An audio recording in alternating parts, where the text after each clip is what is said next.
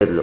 ಅದಕ್ಕೂ ಉತ್ತರವೇ ಕೊಡುವುದಿಲ್ಲ ಭೀಷ್ಮಾಚಾರ್ಯ. ಯಾಕೆಂದರೆ ಅದು ದೊಡ್ಡ ಸಂಗತಿ ಅಲ್ಲ, ಅದು ಆಟ ಆಡುವವರಿಗೆ ಸಂಬಂಧಪಟ್ಟದ್ದು. ಆಟ ಆಡುವವರಿಬ್ಬರೂ ಕೂಡ ಸೋತ ಮೇಲೂ ಪಣಕ್ಕೆ ಇಡಬಹುದು ಅಂತ ಒಪ್ಪಿಕೊಂಡ್ರೆ ಇಡಬಹುದು. ಅದೇನು ಯೂನಿವರ್ಸಲ್ ರೂಲ್ ಅಲ್ಲ, ಹೈಕೋರ್ಟ್ ಕಾನೂನು ಅಲ್ಲ, ಅದು ಆಡುವವರ ಒಪ್ಪಂದ. ಅವರು ಇಬ್ಬರೂ ಒಪ್ಪಿಕೊಂಡ ಮೇಲೆ ನಾನು ಸೋತದ್ದಲ್ಲ ಅಂತ ಹೇಳಲಿಕ್ಕೆ ಬರುವುದಿಲ್ಲ ಅಂತ ಅಲ್ಲಿಯೂ ತಪ್ಪಿಸಿಕೊಂಡು ಬಿಟ್ರು ಅವರು. ಹೋಗಲಿ, ಸೋತದ್ದು ಹೌದೋ ಅಲ್ಲೋ ಅಂತ ಹೇಳೋದು ಬೇಡ. ಒಬ್ಬ ಹೆಣ್ಣಿಗೆ ಸಭೆಯಲ್ಲಿ ಅವಮಾನ ಮಾಡೋದು ಸರಿಯೋ ತಪ್ಪು ಅಂತ ಕೂಡ ಹೇಳಲಿಲ್ಲ ಅವರು. ಸೋತ ಮೇಲೆ ನೀನು ಅವ್ರು ಸೊತ್ತು ಅವ್ರು ಏನು ಮಾಡಿದ್ರು ಅವರ ಅಧಿಕಾರ, ನಾನೇನು ಹೇಳಿ ಅಂತ ಹೇಳಿಬಿಟ್ರು. ಇದು ಭೀಷ್ಮಾಚಾರ್ಯರು ಅವರ ಜೀವನದಲ್ಲಿ ಮಾಡಿದ ಅತ್ಯಂತ ದೊಡ್ಡ ತಪ್ಪು. ಅವರಿಗೆ ಅದು ಸರಿ ಅಂತ ಕಂಡು ಹೇಳಿದ್ದಲ್ಲ. ಅವರು ಒಂದು ರೀತಿಯ ಅನ್ನದ ರಣಕ್ಕೆ ಬಿದ್ದು ಹೀಗೆ ಹೇಳಿದರು, ಎಸ್ಕೇಪಿಸಮ್. ಸುಮ್ಮನೆ ಕೂತರು, ನಾನು ಏನು ಹೇಳುವುದಿಲ್ಲ ಅಂತ. ಅಂಥ ಸಂದರ್ಭದಲ್ಲಿ ಯಾರೂ ಪಾಂಡವರು ತಲೆಯಡಿಗಿಟ್ಟುಕೊಂಡು ಕೂತು ಬಿಟ್ಟಿದ್ದಾರೆ ಅಸಹಾಯಕರಾಗಿ. ಯಾಕೆಂದರೆ ಅಣ್ಣ ಧರ್ಮರಾಜನಿಗೆ ವಿರುದ್ಧವಾಗಿ ನಾವೇನೂ ಮಾಡುವ ಹಾಗಿಲ್ಲ ಅಂತ ಹೇಳ್ಕೊಂಡು ಕೂತಿದ್ದಾರೆ. ಆದರೂ ಭೀಮಸೇನ ಎದ್ದು ನಿಂತು, ನೀನು ಯಾರ ಅನುಮತಿ ತೆಗೆದುಕೊಂಡು ದ್ರೌಪದಿಯನ್ನು ಪಣಕ್ಕಿಟ್ಟೆ, ಇದು ಅಕ್ಷಮ್ಯವಾದ ಅಪರಾಧ, ನಿನ್ನ ಅಪರಾಧವನ್ನು ನಾನು ಕ್ಷಮಿಸುವುದಿಲ್ಲ ಅಂತ ಹೇಳ್ತಾನೆ. ಹೇಳಿದರೂ ಏನು ಶಿಕ್ಷೆ ಕೊಡಲಿಕ್ಕಾಗೋದಿಲ್ಲ. ಅಣ್ಣ ಹಳೆ ಅರ್ಜುನ ಅಸಮಾಧಾನ ಮಾಡ್ತಾನೆ, ಅಲ್ಲೇ ಕೂತು ಬಿಡ್ತಾನೆ. ಇಷ್ಟೆಲ್ಲ ಪ್ರಸಂಗ ಆಗಿ ಯಾವ 5 ಜನ ಗಂಡಂದಿರಿಂದ ರಕ್ಷೆ ಬರಲಿಲ್ಲ. ಅಲ್ಲಿ ಸೇರಿರತಕ್ಕಂಥ ಭೀಷ್ಮದ್ರೋಣ ಕೃಪಾದಿಗಳಿಂದ ರಕ್ಷೆ ಸಿಗಲಿಲ್ಲ. ಇವಳು ಇಷ್ಟು ಅನಾಥಳಾಗಿಬಿಟ್ಲು ದ್ರೌಪದಿ. ಆಗ ಅವಳು ಇದನ್ನೇ ಆದರದಿ ಕರೆಯಲು ಬಂದೊದಗುವನು ತನ್ನವರ ಬಳಿಗೆ. ಆಗ ಅವಳು ಗೋವಿಂದ ದ್ವಾರಕಾವಾಸಿನ್ ಕೃಷ್ಣ ಗೋಪೀಜನ ಪ್ರಿಯ, ಹಾ ನಾಥ ಹಾ ಜಗನ್ನಾಥ ವ್ರಜನಾಥ ಆರ್ತಿನಾಶನ ಕೌರವಾರ್ಣವ ಮಗ್ನಂ ಮಾಂ ಉದ್ಧರಸ್ವ ಜನಾರ್ದನ ಅಂತ ಕೃಷ್ಣನನ್ನು ಕೂಗಿ ಕರೆದಳು. ಕೃಷ್ಣ ಇರಲಿಲ್ಲ ಅಲ್ಲಿ ಇದ್ದವರು ಯಾರೂ ರಕ್ಷಣೆಗೆ ಬರಲಿಲ್ಲ. ಕಡೆಗೆ ಕೃಷ್ಣನನ್ನು ಕೂಗಿದಳು. ಕೃಷ್ಣ ದ್ವಾರಕೆಯಲ್ಲಿದ್ದ, ಅವನಲ್ಲಿ ಇರಲಿಲ್ಲ. ದ್ವಾರಕೆಗೆ ಅವನು ಸಾಲ್ವ ರಾಜ ದ್ವಾರಕೆಯ ಮೇಲೆ ದಾಳಿ ಮಾಡಿದ ಅಂತನ್ನುವ ಸುದ್ದಿ ರಾಜಸೂಯ ಯಾಗ ಮುಗಿದಾಗ ಬಂತು. ಅಲ್ಲಿಂದ ಇಂದ್ರಪ್ರಸ್ಥದಿಂದ ದ್ವಾರಕೆಗೆ ಹೊರಟೋಗಿಬಿಟ್ಟಿದ್ದ ಕೃಷ್ಣ. ಈ ಕೂಗು ಅಲ್ಲಿ ಇದ್ದವರೆಲ್ಲರೂ ಕಿವುಡರಾಗಿದ್ದರು, ಕೇಳಿಸಿಕೊಳ್ಳಲಿಲ್ಲ. ದ್ವಾರಕೆಗೆ ಮುಟ್ಟಿತು, ದ್ರೌಪದಿಯ ಮಾನ ಉಳಿಯಿತು. ಅದರಿಂದ ಯಾರು ಅನನ್ಯವಾಗಿ ಭಗವಂತನನ್ನು ಕರೀತಾರೆ ಭಕ್ತಿಯಿಂದ, ಅವರ ಬಳಿ ಭಗವಂತ ಸದಾ ಇರ್ತಾನೆ ಅನ್ನುವ ಮಾತನ್ನು ಈ ಪದ್ಯದಲ್ಲಿ ಹೇಳ್ತಾರೆ. ಇಲ್ಲಿ ಬರತಕ್ಕಂಥದ್ದು ಭಗವಂತನ ಬೇರೆ ಬೇರೆ ನಾಮಗಳು. ಶರಣ ಜನ ಮಂದಾರ, ಇದನ್ನೆಲ್ಲ ನಾನು ಈ ತನಕ ನೀವು ತಿಳಿದುಕೊಂಡಿರತಕ್ಕಂಥ ಅರ್ಥವನ್ನು ಬಿಟ್ಟು ಬೇರೆ ಅರ್ಥ ಹೇಳ್ತೇನೆ. ಯಾಕೆಂದರೆ ಈ ತನಕ ತಿಳ್ಕೊಂಡಿರೋ ಅರ್ಥ ನಿಮಗೆ ಗೊತ್ತಿದೆ ಮತ್ತು ಆ ಅರ್ಥ ಪೂರ್ತಿ ಸರಿಯಲ್ಲ. ಈ ತನಕ ನೀವು ಇದರ ವ್ಯಾಖ್ಯಾನಗಳನ್ನು ಓದಿ, ಪಂಚರತ್ನ ಷಡ್ರತ್ನ ಸಪ್ತರತ್ನಗಳನ್ನೆಲ್ಲ ಓದಿ ಏನೇನು ಅರ್ಥ ಮಾಡಿಕೊಂಡಿದ್ದೀರಿ, ಆ ಅರ್ಥಗಳಲ್ಲಿ ತುಂಬ ತಪ್ಪುಗಳಿವೆ. ಅದರಿಂದ ನಾನು ಬೇರೆ ಅರ್ಥವನ್ನು ಹೇಳ್ತೇನೆ. ಈಗ ನೀವು ಉದಾಹರಣೆ ಹೇಳ್ತೇನೆ. ಶರಣ ಜನ ಮಂದಾರ ಅಂತಂದರೆ ಶರಣಾದಂಥ ಜನರಿಗೆ, ಮಂದಾರ ಅಂದರೆ ದೇವತರು, ದೇವಲೋಕದ ಕಲ್ಪವೃಕ್ಷದಂತೆ ಅಭೀಷ್ಟವನ್ನು ಕೊಡತಕ್ಕಮ ಅಂತ ಅರ್ಥವನ್ನು ನೀವು ಎಲ್ಲರೂ ತಿಳ್ಕೊಂಡಿದ್ದೀರಿ. ಒಂದು ದೃಷ್ಟಿಯಿಂದ ಇದು ತಪ್ಪು ಅರ್ಥ. ಯಾಕೆಂದರೆ ಶರಣ ಜನ ಅಂದರೆ ಶರಣಾದ ಜನರು ಅಂತ ಹೇಗೆ ಅರ್ಥ ಆಗೋದು? ಶರಣ ಅಂದರೆ ಏನು ಗೊತ್ತೋ? ಶರಣ ಅಂದರೆ ಸಂಸ್ಕೃತದಲ್ಲಿ ಶರಣಂ ಗೃಹ ರಕ್ಷಿತ್ರೋಹೋ. ಶರಣ ಅಂತಂದರೆ ಮನೆ ಅಂತ ಅರ್ಥ, ಶೆಲ್ಟರ್, ಅಥವಾ ರಕ್ಷಿತೃ ಅಂದರೆ ಪ್ರೊಟೆಕ್ಟರ್. ಶರಣ ಜನ ಅಂದರೆ ರಕ್ಷಿಸುವ ಜನ ಅಥವಾ ಆಶ್ರಯಭೂತನಾದ ಜನ. ಯಾರು? ನಾವು ಭಗವಂತನಿಗೆ ಶರಣ ಜನರೋ? ಶರಣ ಅಂದರೆ ಶರಣಾಗುವುದಲ್ಲ. ಶರಣ ಅಂದರೆ ಶರಣಾಗುವುದು ಅಂದರೆ ಅವನನ್ನು ಶರಣು ಅಂತ ನಾವು ಅವನ ಮುಂದೆ ಬಾಗುವುದು. ಶರಣ ಜನ ಅಂದರೆ ಶರಣರು ಅಂದರೆ ಏನು ಗೊತ್ತೋ? ಸಂಸ್ಥೆಯಲ್ಲಿ ರಕ್ಷಕರು ಅಂತ ಅರ್ಥ, ಅಥವಾ ಆಶ್ರಯ ಅಥವಾ ರಕ್ಷಕ. ನಮಗೆ ಆಶ್ರಯನಾದವ, ನಮಗೆ ಅದರಿಂದ ಭಗವಂತ ಶರಣ. ನಾವು ಶರಣ ಜನರಲ್ಲ, ಭಗವಂತ ಶರಣ. ಶರಣ ಜನ ಅಂದರೆ ಶರಣ ಆದ ಜನರು ಅಂತ ಮಾಡಬೇಕಾಗಿದ್ದರೆ ಶರಣಂ ಗತಾಹ ಜನಾಹ ಅಂತ ಮಧ್ಯಮ ಪದ ಲೋಪಿ ಸಮಾಸ ಮಾಡಬೇಕು. ಶರಣ ಜನ ಅಂತಂದರೆ ಸಂಸ್ಕೃತದಲ್ಲಿ ವಿಪರೀತ ತಪ್ಪರ್ಥ ಆಗಿಬಿಡುತ್ತೆ. ಆ ಶಬ್ದ ಪ್ರಯೋಗವೇ ಅಸಂಗತವಾಗಿ ಬಿಡ್ತದೆ. ಶರಣ ಅಂತಂದರೆ ನಾವು ಶರಣಾಗುವುದು ಅಂದರೆ ಏನು? ಶರಣಾಗುವುದು ಅಷ್ಟೇ. ಏನೊಂದು ಕೇಳಿದ್ರೆ ಗೊತ್ತಿಲ್ಲ ಜನರಿಗೆ. ಶರಣ ಅಂತಂದರೆ ರಕ್ಷಕ ಮತ್ತು ಆಶ್ರಯ ಅಂತ ಅರ್ಥ. ಶರಣ ಜನ ಅಂದರೆ ರಕ್ಷಕನಿಗೆ ಮೊರೆಹೊಕ್ಕ ಜನ ಅಂತ ಮಧ್ಯಮ ಪದ ಲೋಪಿ ಸಮಾಸ ಅಂತ ಹೇಳ್ತಾರೆ. ಶರಣಂ ಗತಾಹ ಜನಾಹ ಶರಣ ಜನಾಹ ಅಂತ ಮಾಡಬೇಕು. ಹಾಗೆ ಮಾಡಿ ಅರ್ಥ ಮಾಡಬೇಕು.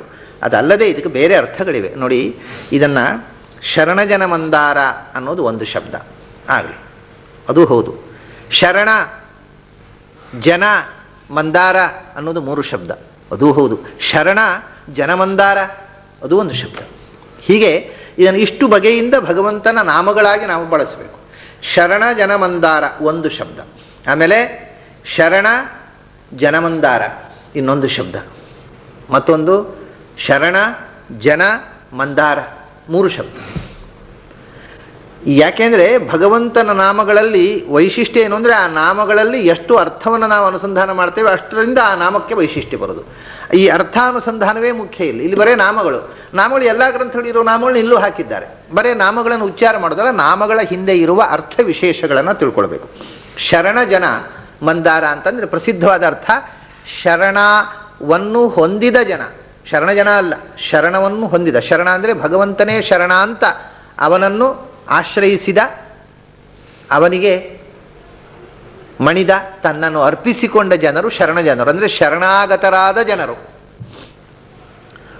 ಶರಣ ಜನ ಅನ್ನೋದಕ್ಕೆ ಆಗತ ಶಬ್ದವನ್ನು ಮಧ್ಯದಲ್ಲಿ ಲೋಪ ಮಾಡಿ ಸೇರಿಸಿಕೊಳ್ಳಬೇಕು. ಶರಣ ಜನರು ಅಂದರೆ ಶರಣಾಗತರಾದ ಜನರು. ಅವರಿಗೆ ಭಗವಂತನಿಗೆ ಯಾರು ಶರಣು ಅಂತ ಹೇಳಿದರೋ, ನೀನೇ ಶರಣು ಅಂದರೆ ನೀನೇ ಆಶ್ರಯ, ನೀನೇ ರಕ್ಷಕ, ನನಗೆ ಬೇರೆ ಗತಿ ಇಲ್ಲ ಅಂತ ಹೇಳೋದು ಶರಣು ಅಂತ ಹೇಳೋದು. ಅಂದರೆ ಅಂಥ ಜನರಿಗೆ ಇವನು ಮಂದಾರ. ಮಂದಾರ ಅಂತಂದರೆ ದೇವಲೋಕದ 5 ಪುಷ್ಪಗಳಲ್ಲಿ ಮಂದಾರ, ಪಾರಿಜಾತ ಇತ್ಯಾದಿ ದೇವಲೋಕದ ಕಲ್ಪವೃಕ್ಷದ ಹೂವದು. ಅಂದರೆ ಮಂದಾರ ವೃಕ್ಷ, ಮಂದಾರ ಪುಷ್ಪ ಆ 5 ಪಂಚಕುಸುಮಗಳಲ್ಲಿ ಒಂದು. ಮಂದಾರ ವೃಕ್ಷ ಅನ್ನುವುದು ದೇವಲೋಕದ ಕಲ್ಪವೃಕ್ಷಗಳಲ್ಲಿ ಒಂದು. ದೇವಲೋಕದ ಕಲ್ಪವೃಕ್ಷಗಳ ವಿಶೇಷ ಏನು ಅಂತಂದರೆ, ಅದು ಒಬ್ಬ ದೇವಲೋಕದ ಪುಣ್ಯಜೀವಿ ಏನನ್ನಾದರೂ ಬಯಸಿದರೆ ಅದನ್ನು ಆ ವೃಕ್ಷದಿಂದ ಪಡೆಯಬಲ್ಲ ಅಂತ. ಅದು ಬರೇ ಹೂ ಕೊಡುವ ಮರ ಅಲ್ಲ, ಅದು ಕಲ್ಪವೃಕ್ಷ. ಕಲ್ಪ ಅಂದರೆ ಕಲ್ಪತರು, ಕಲ್ಪ ಅಂದರೆ ಸಮರ್ಥವಾದ ವೃಕ್ಷ. ಕಲ್ಪ ಅಂದರೆ ಸಮರ್ಥ ಅಂತ ಅರ್ಥ. ಏನನ್ನಾದರೂ ಕೊಳ್ಳಿಕ್ಕೆ ಸಮರ್ಥವಾದ. ಅಥವಾ ಕಲ್ಪತರು ಅಂದರೆ ನಾವು ಸಂಕಲ್ಪಿಸಿದ್ದನ್ನು ತಂದು ಕೊಡುವಂಥದ್ದು. ತರತಿ ಅಂದರೆ ತಂದು ಕೊಡುವುದು ಸಂಸ್ಕೃತದಲ್ಲಿ. ವಿತರತಿ ಕೊಡುವುದು, ಅದರಿಂದ ತರುವುದು ಅಂತ ಕನ್ನಡದಲ್ಲಿ ಬಂದದ್ದು. ತರುವುದು, ತರ ಅಂತಂದರೆ ಸಂಸ್ಕೃತದಲ್ಲಿ ವಿತರಣ, ಕೊಡುವುದು. ಕಲ್ಪ ಅಂದರೆ ಸಂಕಲ್ಪಿಸಿದ್ದು. ನಾವು ಏನನ್ನ ಮನಸ್ಸಿನಲ್ಲಿ ಸಂಕಲ್ಪಿಸಿದೆವೋ ಅದನ್ನು ಕೊಡುವಂಥ ಶಕ್ತಿಯುಳ್ಳ ವೃಕ್ಷ. ನಾನು ಮೊನ್ನೆ ಒಂದು ಗ್ರಂಥದ ಹೆಸರು ಹೇಳಿದೆ, autobiography of A Yogi by Paramahamsa Yogananda. ಅವರು ತನ್ನ ಒಂದು ಅನುಭವವನ್ನು ಆ ಪುಸ್ತಕದಲ್ಲಿ ಬರೆದಿದ್ದಾರೆ. ಅವರ ಗುರುಗಳು, ಅವರ ಹೆಸರು ಯುಕ್ತೇಶ್ವರರು ಅಂತ ನನ್ನ ನೆನಪು. ಅವರು ತೀರಿಕೊಂಡ ಎಷ್ಟೋ ವರ್ಷದ ನಂತರ ಅವರಿಗೆ ಕಾಣಿಸಿಕೊಳ್ತಾರೆ, ಪರಮಹಂಸ ಯೋಗಾನಂದರಿಗೆ ಕಾಣಿಸಿಕೊಂಡು ಸ್ವರ್ಗದ ಬದುಕು ಸೂಕ್ಷ್ಮ ಶರೀರದಲ್ಲಿ ಜೀವ ಸ್ವರ್ಗದಲ್ಲಿ ಹೇಗಿರ್ತಾನೆ ಅನ್ನುವ ವಿವರಣೆಯನ್ನು ಕೊಡ್ತಾರೆ. ಅವರು ಕೊಟ್ಟ ವಿವರಣೆಯನ್ನು ಆ ಪುಸ್ತಕದಲ್ಲಿ ಅವರು ದಾಖಲೆ ಮಾಡಿದ್ದಾರೆ. ಅಲ್ಲಿ ಹೇಳ್ತಾರೆ ಅವರು, ನಮಗೆ ಏನಾದರೂ ಬೇಕು ಅಂತಂದರೆ ನಾವು ಎಲ್ಲಿಗೋ ಹೋಗಿ ಅದಿರುವ ಅಂಗಡಿ ಎಲ್ಲಿದೆ ಅಂತ ಹುಡ್ಕೊಂಡು ಹೋಗಿ ಆ ಸಾಮಾನು ತೆಗೆದುಕೊಳ್ಬೇಕಾಗಿಲ್ಲ. ಅಲ್ಲಿ ಯಾವ ವಸ್ತುವಿನ ಮುಂದೆ ನಿಂತು ಏನನ್ನು ಬಯಸಿದರೆ ಅದನ್ನು ನಾವು ಪಡೆಯಬಹುದು. ಇಂಥ ಸ್ಥಿತಿ ಸ್ವರ್ಗದಲ್ಲಿದೆ ಅಂತ ಏನು ನಾವು ಕಲ್ಪವೃಕ್ಷ ಅಂತ ಹೇಳ್ತೇವೆ. ಇದರದ್ದು ಪ್ರತ್ಯಕ್ಷ ವಿವರಣೆ ಆ ಗ್ರಂಥದಲ್ಲಿದೆ. ಅದು 20ನೇ ಶತಮಾನದ ಗ್ರಂಥ ಆದ್ದರಿಂದ ಪುರಾಣಕ್ಕಿಂತ ಹೆಚ್ಚು ನಮ್ಮ ಹುಡುಗರು ನಂಬಬಹುದು ಅದನ್ನು. ಅದರಲ್ಲೆಲ್ಲ ಅವನು ಇಂಗ್ಲೀಷ್ನಲ್ಲಿದೆ, ಮತ್ತೆ 20ನೇ ಶತಮಾನದ ಗ್ರಂಥ ಮತ್ತು ಇಂಗ್ಲೀಷ್ನಲ್ಲಿದೆ. ಇಂಗ್ಲೀಷ್ನಲ್ಲಿದ್ದರೆ ಹೆಚ್ಚು ನಂಬಲಿಕ್ಕಾಗತ್ತೆ, ಸಂಸ್ಥೆಯಲ್ಲಿ ಸ್ವಲ್ಪ ನಂಬೋದು ಕಷ್ಟ. ಇಂಗ್ಲೀಷ್ನಲ್ಲಿದೆ ಅದು. ಹಾಗಾಗಿ ಆ ಸೂಕ್ಷ್ಮ ಶರೀರದಲ್ಲಿ ಹೇಗೆ ಬಯಸಿದ್ದನ್ನು ಬಯಸಿದಂತೆ ಪಡೆಯುವ ವಿಧಾನ ಅಲ್ಲಿ ಇದೆ ಅನ್ನೋದನ್ನು ಬಹಳ ಸುಂದರವಾಗಿ ಅವರು ವರ್ಣನೆ ಮಾಡ್ತಾರೆ. ಅವರ ಗುರುಗಳು ಸೂಕ್ಷ್ಮ ಶರೀರದಿಂದ ಅವರಿಗೆ ಕಾಣಿಸಿಕೊಂಡು ಹೇಳಿದಂಥ ವಿವರಗಳಿವು.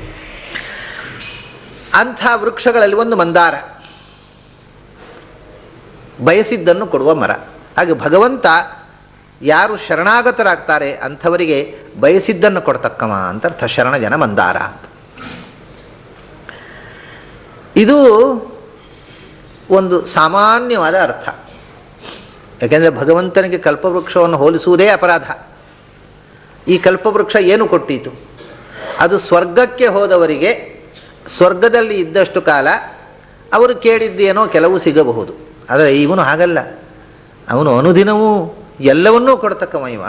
ಇವನು ಮಂದಾರಕ್ಕೆ ಹೋಲಿಸಿಬಿಟ್ರೆ ಬಹಳ ಅನ್ಯಾಯ ಆಗಿಬಿಡುತ್ತೆ. ಅವನು ಕಾಮಧೇನು ಕಲ್ಪವೃಕ್ಷ ಏನೂ ಅಲ್ಲ, ಅವು ಎಲ್ಲಕ್ಕಿಂತ ಮಿಗಿಲಾದಂಥ ಒಂದು ವಸ್ತು. ಆದರೆ ನಮ್ಮ ಅನುಭವಕ್ಕೆ ಬರುವುದಕ್ಕೋಸ್ಕರ ಒಂದು ಉಪಮಾನ ಕೊಡೋದು. ಅವನು ಗುಣ ಸಮುದ್ರ ಅಂತ ಹೇಳುವುದಿಲ್ಲ ನಾವು. ಗುಣಗಳಲ್ಲಿ ಕಡಲು, ಗುಣಗಳ ಕಡಲು. ಕಡಲಿಗೆ ಒಂದು ಸೀಮೆ ಇಲ್ವೇನೋ, ಅದು ಅನಂತವೋ? ಕಡಲನ್ನು ನಾವು ಏನು ಒಂದು ಭೂಮಿಯಲ್ಲಿ ಇರತಕ್ಕ ಸಮುದ್ರವನ್ನು 24 ಗಂಟೆಯಲ್ಲಿ ಇಡೀ ಸಮುದ್ರ ದಾಟಬಹುದು. ಆದರೆ ಭಗವಂತನ ಗುಣದ ಕಡಲನ್ನು ದಾಟುವುದು ಸಾಧ್ಯವೋ? ಆದರೆ ಭಗವಂತನ ಗುಣಗಳು ಇನ್ನೂ ಉಪಮಾನ ಕೊಡ್ತಾರೆ. ವಿಷ್ಣೋರ್ನು ವೀರ್ಯ ಗಣನಾಂ ಗತಮೋರ್ಹತೀಹ ಯಃ ಪಾರ್ಥಿವಾನ್ಯಪಿ ಕವಿರ್ ವಿಮಮೇ ರಜಾಂಸಿ. ಭಗವಂತನ ಗುಣಗಳನ್ನು ಯಾರು ಎಣಿಸುವುದು? ಈ ಭೂಮಿಯಲ್ಲಿರತಕ್ಕಂಥ ಉಸುಕನ್ನು ಯಾರಾದರೂ ಎಣಿಸಿದರೆ ಅಂಥವನು ಎಣಿಸಬಹುದೇನೋ? ಹೌದಾ? ಉಸುಕನ್ನು ಎಣಿಸುವುದು ಸಾಧ್ಯ. ಕಂಪ್ಯೂಟರ್ನಿಂದ ನಮಗೆ ಅಷ್ಟು ಟೈಮ್ ಇದ್ದರೆ ಕಂಪ್ಯೂಟರ್ನಿಂದ ಆದರೂ ಕೌಂಟ್ ಮಾಡ್ಬೋದು. ಭಗವಂತನ ಗುಣಗಳನ್ನು ಎಣಿಸುವುದು ಸಾಧ್ಯವೋ? ಒಂದು ಶಾಂತ, ಒಂದು ಅನಂತ.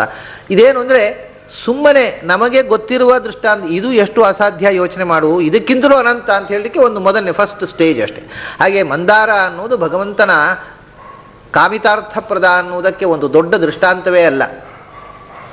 ಆದರೂ ಮಂದರಿಗೆ ಒಳ್ಳೆಯ ದೃಷ್ಟಾಂತ. ಮಂದರಿಗೆ ಅರ್ಥವಾಗುವುದು ಸ್ವರ್ಗಲೋಕದಲ್ಲಿ ಬಯಸಿದ್ದನ್ನೆಲ್ಲ ಕೊಡುವ ಕಲ್ಪವೃಕ್ಷ ಉಂಟಪ್ಪ, ಇವನು ಹಾಗೆ ಭಕ್ತರಿಗೆ ಬಯಸಿದ್ದನ್ನೆಲ್ಲ ಕೊಡುವ ಕಲ್ಪವೃಕ್ಷ. ಇದು ಪ್ರಸಿದ್ಧವಾದ ಅರ್ಥ. ಶರಣಾಗತರಾದ ಜನರಿಗೆ ಮಂದಾರದಂತೆ ಕಲ್ಪವೃಕ್ಷದಂತೆ ಬಯಸಿದ್ದನ್ನೆಲ್ಲ ಕೊಡುವವ.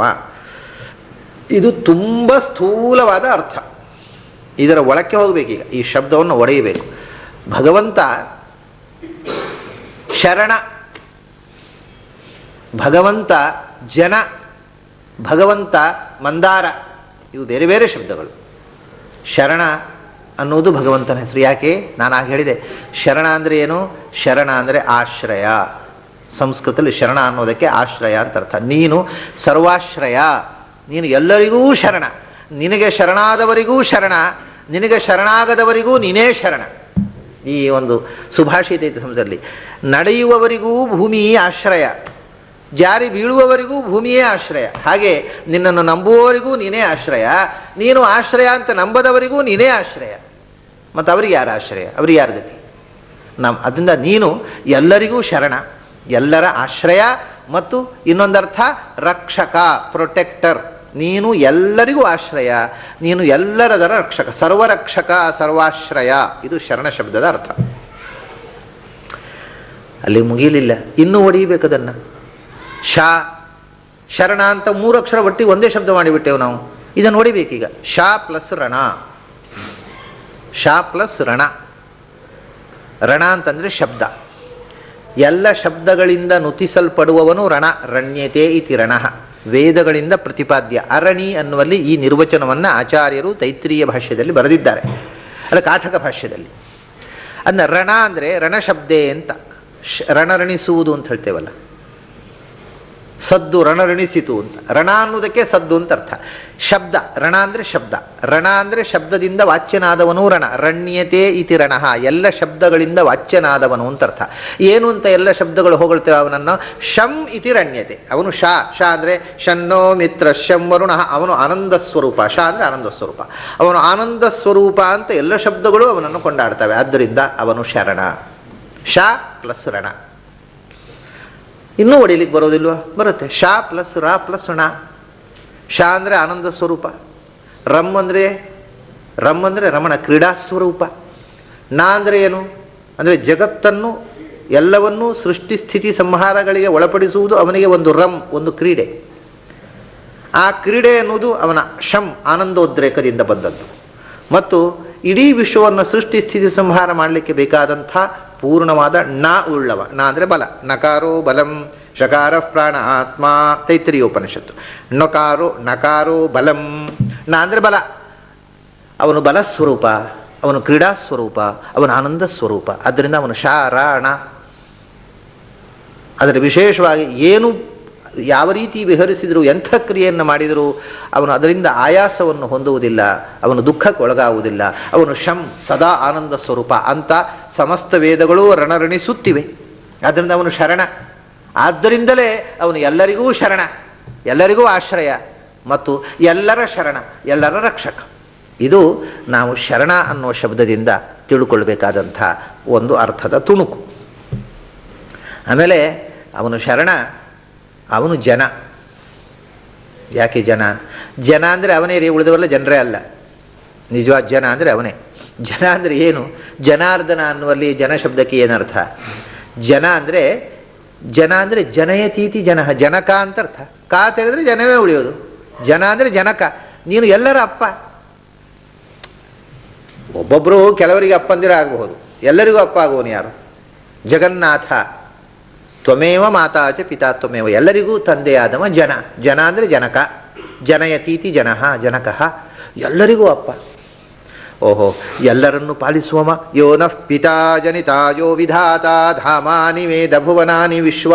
ಯೋ ನಃ ಪಿತಾ, ಯಾರು ನಮ್ಮೆಲ್ಲರ ತಂದೆಯೋ, ಯಾರು ನಮ್ಮೆಲ್ಲರ ಜನಿತ, ಜನಕನೋ ಅವನೇ ಜನ. ಜನಿತ, ಎಲ್ಲರನ್ನು ಹುಟ್ಟಿಸಿದವನು, ಎಲ್ಲರ ತಂದೆ. ಇನ್ನು ಹೊಡಿಬೇಕಿದು. ಜನ ಅಂತ ಒಂದೇ ಶಬ್ದ ಆಯ್ತು ಈಗ, ಜನಯತೀತಿ ಜನಃ ಅಂತ. ಜ ಪ್ಲಸ್ ನ, ಅದೇ ನ ಜಾಯತೆ, ಎಲ್ಲರನ್ನು ಹುಟ್ಟಿಸಿದ, ತಾನು ಹುಟ್ಟಲೇ ಇಲ್ಲ. ಜ ನ, ಜ ಅಂದರೆ ಜನನ, ಅದು ನಾ ಅಂದರೆ ಇಲ್ಲದವನು. ಯಾರಿಗೆ ಜನನ ಇಲ್ಲವೋ ಅವನು ಜನ. ಹುಟ್ಟುವವರು ಜನ ಅಲ್ರಿ, ಹುಟ್ಟದವರು ಜನ. ನಾವೆಲ್ಲ ಹುಟ್ಟೋ ಜನರು. ಅಂದರೆ ಎಂಥ ಜನರು? ಹುಟ್ಟಿ ಸಾಯೋ ಜನರು. ಅವನು ಹುಟ್ಟದ ಜನ. ಅದೇ ಜನ ಅಂದ್ರೇನೆ ಹುಟ್ಟದವನು ಅಂತ ಅರ್ಥ. ನ ಜಾಯತೆ ಇತಿ ಜನಃ. ಮತ್ತು ಯಾರಿಂದಾಗಿ ನಾವೋ ಒಂದು ಕಾಲದಲ್ಲಿ ಹುಟ್ಟದಂಥ ಸ್ಥಿತಿಯನ್ನು ಪಡಿತೇವೋ ಅವನು ಜನ. ನಮ್ಮ ಹುಟ್ಟು ಸಾವುಗಳನ್ನು ತೆಗೆಯುವವನು ತಾವು ಹುಟ್ಟದನು. ಮತ್ತು ನಾವು ಸಂಸಾರದಲ್ಲಿರುವಷ್ಟು ಕಾಲ ನಮ್ಮನ್ನು ಹುಟ್ಟಿಸಿದ ಅಪ್ಪ. ಹೀಗೆ ಜನಃ ಅಂತಂದರೆ ಜನ ಅಖಂಡವಾಗಿ, ಜ ನ ಬೇರೆ ಬೇರೆಯಾಗಿ ಭಗವಂತನ ಗುಣವನ್ನು ಹೇಳುತ್ತೆ. ಇದು ಈ ನಾಮಗಳನ್ನು ಅನುಸಂಧಾನ ಮಾಡತಕ್ಕಂಥ ವಿಧಾನ. ವಿಷ್ಣು ಸಹಸ್ರನಾಮಕ್ಕೆ ಒಂದೊಂದು ಶಬ್ದಕ್ಕೆ 100 ಅರ್ಥ ಇದೆ ಅಂದರೆ ಹೀಗೆ ಒಂದೊಂದು ಶಬ್ದವನ್ನು ಒಡೆದು ಒಡೆದು ಒಡೆದು ಒಡೆದು ಅದರಿಂದ ಯಾವ್ಯಾವ ಗುಣಗಳು ಭಗವಂತನನ್ನು ಹೇಳಲಿಕ್ಕೆ ಅನುಸಂಧಾನ ಮಾಡಲಿಕ್ಕೆ ಬರುತ್ತೆ ಅಷ್ಟು ವಿಧದಿಂದ ಮಾಡಬೇಕು. ಈ ಪದ್ಯಕ್ಕೆ ಈ ನಾಮಗಳಿಗೆ ಹೀಗೆ ನಿರ್ವಚನ ಮಾಡಬೇಕು. ಅದನ್ನು ಯಾರೂ ವ್ಯಾಖ್ಯಾನಕಾರ ಮಾಡಿಲ್ಲ ಅಂದರೆ ನನಗೆ ಆಶ್ಚರ್ಯ ಆಗೋದು. ಆಮೇಲೆ ಅವನು ಮಂದಾರ, ಜನಮಂದಾರ, ಶರಣ ಜನಮಂದಾರ ನೋಡಿದೆವಲ್ಲ. ಈಗ ಜನಮಂದಾರ ಅನ್ನೋದು ಒಂದು ಶಬ್ದ ಇಟ್ಕೊಳ್ಳೋಣ. ಜನಮಂದಾರ ಅಂದರೆ ಜನರು ಅಂದರೆ ಯಾರು? ನಾನಾಗ ಹೇಳಿದ ಹಾಗೆ ಜನರು ಅಂದರೆ ಹುಟ್ಟು ಸಾವುಗಳ ಕಟ್ಟನ್ನು ಮೀರಿದವರು ಅಂತ ಅರ್ಥ. ನ ಜಾಯತೆ ಅಂದರೆ ಮುಕ್ತರು ಅಂತ ಅರ್ಥ. ಜನ ಶಬ್ದಕ್ಕೆ ಇನ್ನೊಂದು ಅರ್ಥ ಏನಾಯ್ತು ಈಗ? ಭಗವಂತ ನಿಜವಾಗಿ ಹುಟ್ಟದವನು. ನಾವು ಹುಟ್ಟು ಸಾವಿಲ್ಲದವರು ಆದಾಗ ನಾವು ಜನರಾಗ್ತೇವೆ. ನ ಜಾಯತೆ ಯಾವಾಗ ಆಗ್ತೇವೆ? ಮುಕ್ತರಾದಾಗ. ಅದರಿಂದ ಜನರು ಅಂದರೆ ನಿಜವಾದ ಅರ್ಥ ಮುಕ್ತರು ಅಂತ ಅರ್ಥ. ಅಂಥ ಜನರಿಗೆ ಏನು ಮಾಡ್ತಾನೆ ಅವನು? ಮಂದ ಆರ, ಮಂ ದ ಅಂದರೆ ಮಾ ಅಂದರೆ ಜ್ಞಾನ, ಮಾ ಅಂದರೆ ಜ್ಞಾನ, ಜ್ಞಾನವನ್ನು ದ ಅಂದರೆ ಕೊಡುವವನು. ಮುಕ್ತರಾದ ಜನರಿಗೆ ನಿಜವಾದ ಜ್ಞಾನದ ಆವಿರ್ಭಾವ ಮುಕ್ತಿಯಲ್ಲಿ ತಾನೆ. ಅವನಿಗೆ ಮಂದ. ಮಂ ಅಂದರೆ ಮಾನಂ ಜ್ಞಾನಂ ಲಯಶ್ಚೈವ ನಿರ್ಮಾಣಂಚಾಪಿ ಕಥ್ಯತೆ. ಮುಕ್ತರಾದ ಜೀವರಿಗೆ, ಮುಕ್ತ ಜನರಿಗೆ ಮಂ ಅಂದರೆ ಜ್ಞಾನವನ್ನು ದ ಕೊಡ್ತಕ್ಕವ. ಜ್ಞಾನ ಮಾತ್ರ ಕೊಡೋದವನು ಅಲ್ಲ. ರಮಯತಿ ಆನಂದವನ್ನು ಕೊಡ್ತಕ್ಕವ. ರಮ್ ಅಂದರೆ ಆನಂದ. ಮುಕ್ತರಾದ ಜನರಿಗೆ ಜ್ಞಾನಾನಂದದ ಅಭಿವ್ಯಕ್ತಿಯನ್ನು ಕೊಡತಕ್ಕವ. ಆದ್ದರಿಂದ ಮಂದಾರ. ಈಗ ಹಾಗಾದರೆ ಶರಣ ಜನರು ಅಂದರೆ ಬ್ರಹ್ಮಾದಿ ದೇವತೆಗಳಾಯಿತು. ಯಾಕೆ? ಅವರು ಎಲ್ಲರಿಗೂ ಆಶ್ರಯ, ಸಮಸ್ತ ಜೀವರಿಗೆ ಆಶ್ರಯರಾಗಿರ್ತಕ್ಕಂಥ ಜನರು ಅಂದರೆ ಬ್ರಹ್ಮಾದಿ ದೇವತೆಗಳು. ಮುಕ್ತರಾದ ಬ್ರಹ್ಮಾದಿ ದೇವತೆಗಳು ಮುಕ್ತರಾದ ಸಮಸ್ತ ಜೀವರಿಗೆ, ದೇವತೆಗಳಿಗೆ, ಮನುಷ್ಯರಿಗೆ, ಋಷಿಗಳಿಗೆ, ಗಂಧರ್ವರಿಗೆ ಶರಣರು, ಆಶ್ರಯರು. ಆದ್ದರಿಂದ ಶರಣ ಜನರು ಅಂದರೆ ಮುಕ್ತರಾದ ಬ್ರಹ್ಮಾದಿ ದೇವತೆಗಳಿಗೂ ಕೂಡ ಜ್ಞಾನಾನಂದವನ್ನು ಕೊಡ್ತಕ್ಕವ. ಆಯಿತು, ಶರಣ ಆಯಿತು, ಜನ ಆಯಿತು, ಶರಣ ಜನ ಮಂದಾರ ಆಯಿತು, ಜನಮಂದಾರ ಆಯಿತು. ಮಂದಾರ ಅಂದರೆ ಏನು? ಭಗವಂತ ಮಂದಾರ. ಅವನು ಮಂದಾರ ಅಂದರೆ ಇದು ಬಹಳ ತಮಾಷೆ. ಮಂ ಜ್ಞಾನಿಗಳಿಗೆ, ಸಾತ್ವಿಕರಿಗೆ ಮಂದ ಅಂದರೆ ಮಂ ದದಾತಿ ಜ್ಞಾನವನ್ನು ಕೊಡ್ತಕ್ಕವ. ತಾಮಸರಿಗೆ ಮಂದ. ದಾ ಅಂತ ಅನ್ನೋದಕ್ಕೆ ಸಂಸ್ಕೃತದಲ್ಲಿ 2 ಅರ್ಥ ಇದೆ. ಒಂದು ಅರ್ಥ ದಾನ್ ದಾನೆ, ಇನ್ನೊಂದು ಅರ್ಥ ದೋ ಅವಖಂಡನೆ. ದಾ ಅಂದರೆ ಕೊಡುವುದು ಮತ್ತು ಕೊಡದೇ ಇರುವುದು ಅಂತ 2 ಅರ್ಥ ಇದೆ. ಇದೇ ಸಂಸ್ಕೃತದ ಗೊಂದಲ ಇದು. ಸಂಸ್ಕೃತದಲ್ಲಿ ಒಂದು ಶಬ್ದಕ್ಕೆ ಪರಸ್ಪರ ವಿರುದ್ಧವಾದ ಅರ್ಥಗಳು ಬರ್ತವೆ. ದಾ ಅಂದರೆ ಕೊಡುವುದು, ಅಥವಾ ದಾ ಅಂದರೆ ಇದ್ದದ್ದನ್ನು ಕಸಿದುಕೊಳ್ಳುವುದು, ಎರಡೂ ಆಗುತ್ತೆ. ದ್ಯತಿ, ಒಂದು ದದಾತಿ, ಮತ್ತೊಂದು ದ್ಯತಿ, ದೋ ಅವಖಂಡನೆ. ಆದ್ದರಿಂದ ದುರ್ಜನರಿಗೆ, ತಾಮಸರಿಗೆ ಮಂ ಜ್ಞಾನಂ ದ್ಯತಿ, ನಾಶ ಮಾಡ್ತಾನೆ. ದುರ್ಜನರಿಗೆ ಜ್ಞಾನ ಬರದಂತೆ ಮಾಡ್ತಾನೆ, ಸಜ್ಜನರಿಗೆ ಮಂ ಜ್ಞಾನಂ ದದಾತಿ. ಹಾಗೆಯೇ ಸಜ್ಜನರನ್ನು ಆರಮಯತಿ, ಪೂರ್ಣ ಆನಂದದಲ್ಲಿ ನಿಲ್ಲಿಸ್ತಾನೆ. ದುರ್ಜನರನ್ನು ನರಮಯತಿ, ನರಮಯತಿ ಆನಂದವನ್ನು ಕೊಡುವುದಿಲ್ಲ. ತಾಮಸರಿಗೆ ದುಃಖವನ್ನು ಕೊಡ್ತಾನೆ, ಸಾತ್ವಿಕರಿಗೆ ಆನಂದವನ್ನು ಕೊಡ್ತಾನೆ. ತಾಮಸರಿಗೆ ಅಜ್ಞಾನವನ್ನು ಕೊಡ್ತಾನೆ, ಸಾತ್ವಿಕರಿಗೆ ಜ್ಞಾನವನ್ನು ಕೊಡ್ತಾನೆ. ಅದರಿಂದ ಅವನು ಮಂದಾರ. ಇವೆಲ್ಲ ಈ ದೇವಲೋಕದ ಮಂದಾರದಲ್ಲಿ ಏನಿದೆ ಈ ಯೋಗ್ಯತೆ, ಅದು ಯಾಕೆ ಮಂದಾರ ಅಂತ ಕರೆದ್ರೋ ಏನೋ, ಮಂದರು ಕರೆದದ್ದು ಅದನ್ನು ಮಂದಾರ ಅಂತ, ತಿಳುವಳಿಕೆ ಇದ್ದವರಲ್ಲ. ಹೀಗೆ ಶರಣ ಜನ ಮಂದಾರ, ಶರಣ ಜನ ಜನಮಂದಾರ, ಶರಣಜನ ಮಂದಾರ, ಇದನ್ನು ಹೇಗೆ ಬೇಕು ಹಾಗೆ ಒಂದೊಂದು ಅಕ್ಷರವನ್ನು ಒಡೆದು ನಾವು ಅರ್ಥ ಮಾಡಬೇಕು. ಇದು ಭಗವತ್ಪರವಾಗಿ ಅನುಸಂಧಾನ ಮಾಡತಕ್ಕಂಥ ಶಾಸ್ತ್ರದ ವಿಧಾನ. ಇದನ್ನು ಒಡೆದು ನೋಡುವುದು ಅಂತ. ಯಾಕೆಂದರೆ ನಾನು ಯಾವಾಗಲೂ ಹೇಳ್ತೇನೆ, ಒಂದು ಶಬ್ದ ಅಂದರೆ ಅದು ಕರಡಿಗೆ ಸಂಪುಟ, ಅದರ ಮುಚ್ಚಳ ತೆಗೆದರೆ ಒಳಗೆ ಭಗವಂತನ ದರ್ಶನ. ಮುಚ್ಚಳ ತೆಗೆಯುವುದು ಅಂದರೆ ಆ ಅಕ್ಷರವನ್ನು ಒಂದೊಂದನ್ನು ಒಡೆದು ಅದರ ಎಟಿಮಾಲಜಿಯನ್ನು ನೋಡುವುದು. ಹೀಗೆ ಮುಚ್ಚಳ ತೆಗೆಯಬೇಕು. ಶರಣಜನ ಮಂದಾರ ಶಾಶ್ವತ. ಶಾಶ್ವತ ಅಂತಂದರೆ ಇದು ಮಂದಾರ ಅಂತ ಅನ್ನೋದಕ್ಕೆ ಉತ್ತರ ರೂಪವಾಗಿಯೂ ಬಂದಿದೆ. ಮಂದಾರ ವೃಕ್ಷ, ಹೌದು ಮಂದಾರ ಕೊಡುತ್ತೆ. ಎಷ್ಟು ಸಮಯ ಕೊಟ್ಟಿತು? ಸ್ವರ್ಗದಲ್ಲಿ ಇರುವಷ್ಟು ಕಾಲ. ಸ್ವರ್ಗದಲ್ಲಿ ಇರುವುದೊಂದು ಎಷ್ಟು? ಆ ಸ್ವರ್ಗದಲ್ಲಿ ಇರುವುದಂದರೆ ಒಂದು ಬಹಳ ಅಂದರೆ ಒಂದು ಮನ್ವಂತರ ಕಾಲ, 30 ಕೋಟಿ ವರ್ಷ, 85,070 ವರ್ಷ, ಒಂದು ಮನ್ವಂತರ ಕಾಲ. ಆದರೆ ಅದು ಶಾಶ್ವತ ಅಲ್ಲ ಈ ಮಂದಾರ. ಇದು ಶಾಶ್ವತ ಮಂದಾರ ಅಂದರೆ ಎಂದೆಂದೂ ಇರುವಂಥದ್ದು, ನಾಶವಿಲ್ಲದ ಮಂದಾರ. ಅದು ಮಂದಾರಕ್ಕೆ ಇರತಕ್ಕ ದೋಷ ಪರಿಹಾರಕವಾಗಿ ಬಂದ ವಿಶೇಷಣವೂ ಹೌದು. ಶಾಶ್ವತ ಅಂದರೆ ಏನು? ಶಾಶ್ವತ ಅಂದರೆ ಶಶ್ವತ್ ಅಂದರೆ ಶಶ್ವತ್ ಏಕಪ್ರಕಾರ ಅನ್ನು. ಶಾಶ್ವತ ಅಂತ ಅನ್ನೋದಕ್ಕೆ ಯಾವಾಗಲೂ ಇರುವವನು ಅಂತ ಇಷ್ಟೇ ಅರ್ಥ ಅಲ್ಲ, ಮತ್ತು ಯಾವಾಗಲೂ ಏಕರೂಪವಾಗಿ ಇರುವವನು. ಪ್ರಪಂಚದ ಪ್ರತಿಯೊಂದು ವಸ್ತುವು ಕೂಡ ಪ್ರತಿ ಕ್ಷಣವೂ ಬದಲಾಗ್ತಾ ಇದೆ. The world is ever changing. ಇದ್ದ ಹಾಗೆ ಇರುವುದಿಲ್ಲ, ಪ್ರತಿ ಕ್ಷಣ ಇದು ಬದಲಾಗ್ತಾ ಇದೆ. ಆದರೆ ಭಗವಂತ ಮಾತ್ರ ಎಂದೆಂದೂ ಒಂದೇ ರೀತಿ ಇದ್ದಾನೆ. ಶಶ್ವತ ಶಾಶ್ವತ ಅಂದರೆ ಅನ್ಚೇಂಜಬಲ್ ಪ್ರಿನ್ಸಿಪಲ್, ಯಾವತ್ತೂ ಬದಲಾಗದ, ಸದಾ ಕಾಲವೂ ಏಕರೂಪವಾಗಿರತಕ್ಕಂಥ ವಸ್ತು. ಅದು ನ ಕರ್ಮಣ ವರ್ಧತೆ ನೋ ಗಣೀಯಾನ್. ಅದು ಹೆಚ್ಚಾಗುವುದೂ ಇಲ್ಲ, ಹೆಚ್ಚಾಗಲಿಕ್ಕೆ ಅದಕ್ಕಿಂತ ಹೆಚ್ಚು ಅಂತ ಒಂದು ಇರಬೇಕಲ್ಲ, ಅದೊಂದು ಸ್ಥಿತಿಯೇ ಇಲ್ಲ. ಕಮ್ಮಿ ಇದ್ದದ್ರ ಕೊರತೆ ಆಗೋದೊಂದು, ಏರುಪೇರುಗಳಿಲ್ಲ. ನಾವು ಮೊದಲು ಅಜ್ಞಾನಿಗಳಾಗಿರ್ತೇವೆ, ಆಮೇಲೆ ಓದಿ ಜ್ಞಾನಿಗಳಾಗ್ತೇವೆ, ಜ್ಞಾನಿಗಳಾದೆವು ಅಂತ ತಿಳ್ಕೊಳ್ಳುವಾಗ ಓದಿದ್ದು ಮರೆತು ಹೋಗ್ತದೆ, ಪುನಃ ಅಜ್ಞಾನಿಗಳಾಗ್ತೇವೆ. ನಮ್ಮದೆಲ್ಲ ಹೀಗೆ ವೇವ್ಸ್. ಅವನಲ್ಲಿ ಏಕರೂಪವಾದ ಪೂರ್ಣಜ್ಞಾನ, ಪೂರ್ಣಾನಂದ. ಅದರಿಂದ ಅವನು ಶಾಶ್ವತ ಅಂತಂದರೆ ಎಂದೆಂದೂ ಬದಲಾಗದ ಅನ್ಚೇಂಜಬಲ್ ಪ್ರಿನ್ಸಿಪಲ್ ಅಂತ. ಇದನ್ನು ಹೊಡಿಬೇಕೇನೋ? ಹೊಡಿಬಹುದು, ಬೇಕಿದ್ರೆ. ಎಲ್ಲ ಹೊಡಿತಾ ಹೋದರೆ ನಮಗೆ 20 ದಿವಸದಲ್ಲಿ ಏನೂ ಆಗೋದಿಲ್ಲ. ಅದಕ್ಕೋಸ್ಕರ ಕೆಲವು ಹೊಡೆಯೋದು, ಕೆಲವು ಬಿಡೋದು ಮಾಡ್ಬೋದೇನೋ. ಶಾಶ್ವತ ಅಂತ ಅನ್ನೋದು ಕೂಡ ಶಾ ಪ್ಲಸ್ ಅಶ್ವ ಪ್ಲಸ್ ತಾ ಅಂತ 3 ಶಬ್ದಗಳು ಸೇರಿ ಆಗಿರತಕ್ಕಂಥದ್ದು. ಶಾ ಅನ್ನೋದಕ್ಕೆ ಅರ್ಥ ಗೊತ್ತಾಗಿದೆ ನಮಗೆ, ಆನಂದಮಯ ಅಂತ. ಅಶ್ವ ಅಂತಂದರೆ ಭಗವಂತನ ಹೆಸರೇ ಅವನು, ಹಯಗ್ರೀವ. ಅಶ್ವ ಅಂದರೆ ಆಶುವಾನಾದ್ ಗತೇರಶ್ವ ಅಂತ ಆಚಾರ್ಯರು ಅದಕ್ಕೆ ಅರ್ಥ ಬರೆದಿದ್ದಾರೆ. ಅಶ್ವ ಅಂದರೆ ಕುದುರೆಗೆ ಅಶ್ವ ಅಂತ ಯಾಕೆ ಹೆಸರು ಅದು ಹೇಳ್ರಿ ಮೊದಲು. ದೇವರಿಗೆ ಯಾಕೆ ಅಂತ ಮತ್ತೆ ಅಶ್ವ ಅಂದರೆ ದೇವ್ರು ಹೇಗ್ರಿ ಅಂತ ಕೇಳ್ತಾರೆ, ಅಲ್ಲ ಕುದುರೆ ಹೇಗ್ರಿ ಅಂತ ಕೇಳಬೇಕು ಅವರಿಗೆ. ಏನಾಗಿದೆ ಅಂದರೆ ಜನರು ಅಶ್ವ ಅಂದರೆ ಕುದುರೆ, ದೇವರ ಹೆಸರಾಗೋದು ಹೇಗಿದೆ? ಕುದುರೆ ಹೇಗಾಗೋದು? ಅದಕ್ಕೆ ಏನು ಅಶ್ವ ಅಂತ ಕುದುರೆ ಯಾಕೆ ಹೆಸರು ಬಂತು? ವಾಟ್ ಈಸ್ ದ ಎಟಿಮಾಲಜಿ ಹೇಳ್ರಿ. ಓಹೋ, ಅದು ಯಾಕೆ ಗೊತ್ತುಂಟು? ಆಶು ವಾ ಹೋಗಿ ಅಶ್ವ ಆದ್ದು, ಅದು ನಿರ್ವಚನ ಆಗಿ ಹೇಳೋದವರು. ಆಶುವಾನಾಥ್ ಅಂದರೆ ವೇಗವಾಗಿ ಓಡುವ ಪ್ರಾಣಿ. ಹಿಂದಿನ ಕಾಲದಲ್ಲಿ ಮನುಷ್ಯ ತಾನು ಒಂದು ಕಡೆಯಿಂದ ಇನ್ನೊಂದು ಕಡೆಗೆ ಬೇಗ ಹೋಗಬೇಕಾಗಿದ್ದರೆ ಕುದುರೆಯನ್ನು ಬಳಸ್ತಿದ್ದ. ವೇಗವಾಗಿ ಓಡುವ ಪ್ರಾಣಿ ಅಂದರೆ ಕುದುರೆಗಿಂತ ಬೇಗ ಹೋಗುವುದಿಲ್ಲ. ಏನು ಗರುಡ, ಹಕ್ಕಿ, ಹುಲಿ, ಜಿಂಕೆ ಅದ್ರಲ್ಲಿ ಕೂತು ಪ್ರಯಾಣ ಮಾಡ್ಲಿಕ್ಕೆ ಆಗುತ್ತೇನೋ? ಹುಲಿ ಮೇಲೆ ಕೂತು ಅಯ್ಯಪ್ಪನೋ ನಾವು ಪ್ರಯಾಣ ಮಾಡಲಿಕ್ಕೆ? ಮನುಷ್ಯರು ಹೋಗುವುದಿಲ್ಲ ಯಾರು ಕುದುರೆ ಮೇಲೆ ಕೂತ್ಕೊಂಡು. ಆದ್ದರಿಂದ ಅತ್ಯಂತ ವೇಗವಾಗಿ ಹೋಗುವಂತಹದ್ದು. ಮನುಷ್ಯ ತಾನು ಒಂದು ಕಡೆಯಿಂದ ಇನ್ನೊಂದು ಕಡೆಗೆ ಹೋಗಲಿಕ್ಕೆ ಈಗ ಹೇಗೆ ವೇಗವಾಗಿ ಹೋಗಲಿಕ್ಕೆ ಕಾರು ಅಥವಾ ಪ್ಲೇನನ್ನು ಬಳಸ್ತಾನೆ, ಹಾಗೆ ಹಿಂದೆ ಭಗವದ್ದತ್ತವಾದ ಯಂತ್ರ ಅತ್ಯಂತ ವೇಗವಾಗಿ ಹೋಗ್ಲಿಕ್ಕೆ ಇರುವಂತಹದ್ದು ಕುದುರೆ. ಆದ್ದರಿಂದ ಆಶು ವಾ ಅಂದರೆ ಟು ಗೋ. ಆಶು ಅಂದರೆ ವೇಗವಾಗಿ, ವಾ ಅಂದರೆ ಹೋಗುವುದು. ಅದನ್ನ ಆಶು ವಾ ಅಶ್ವ ಆಯಿತು.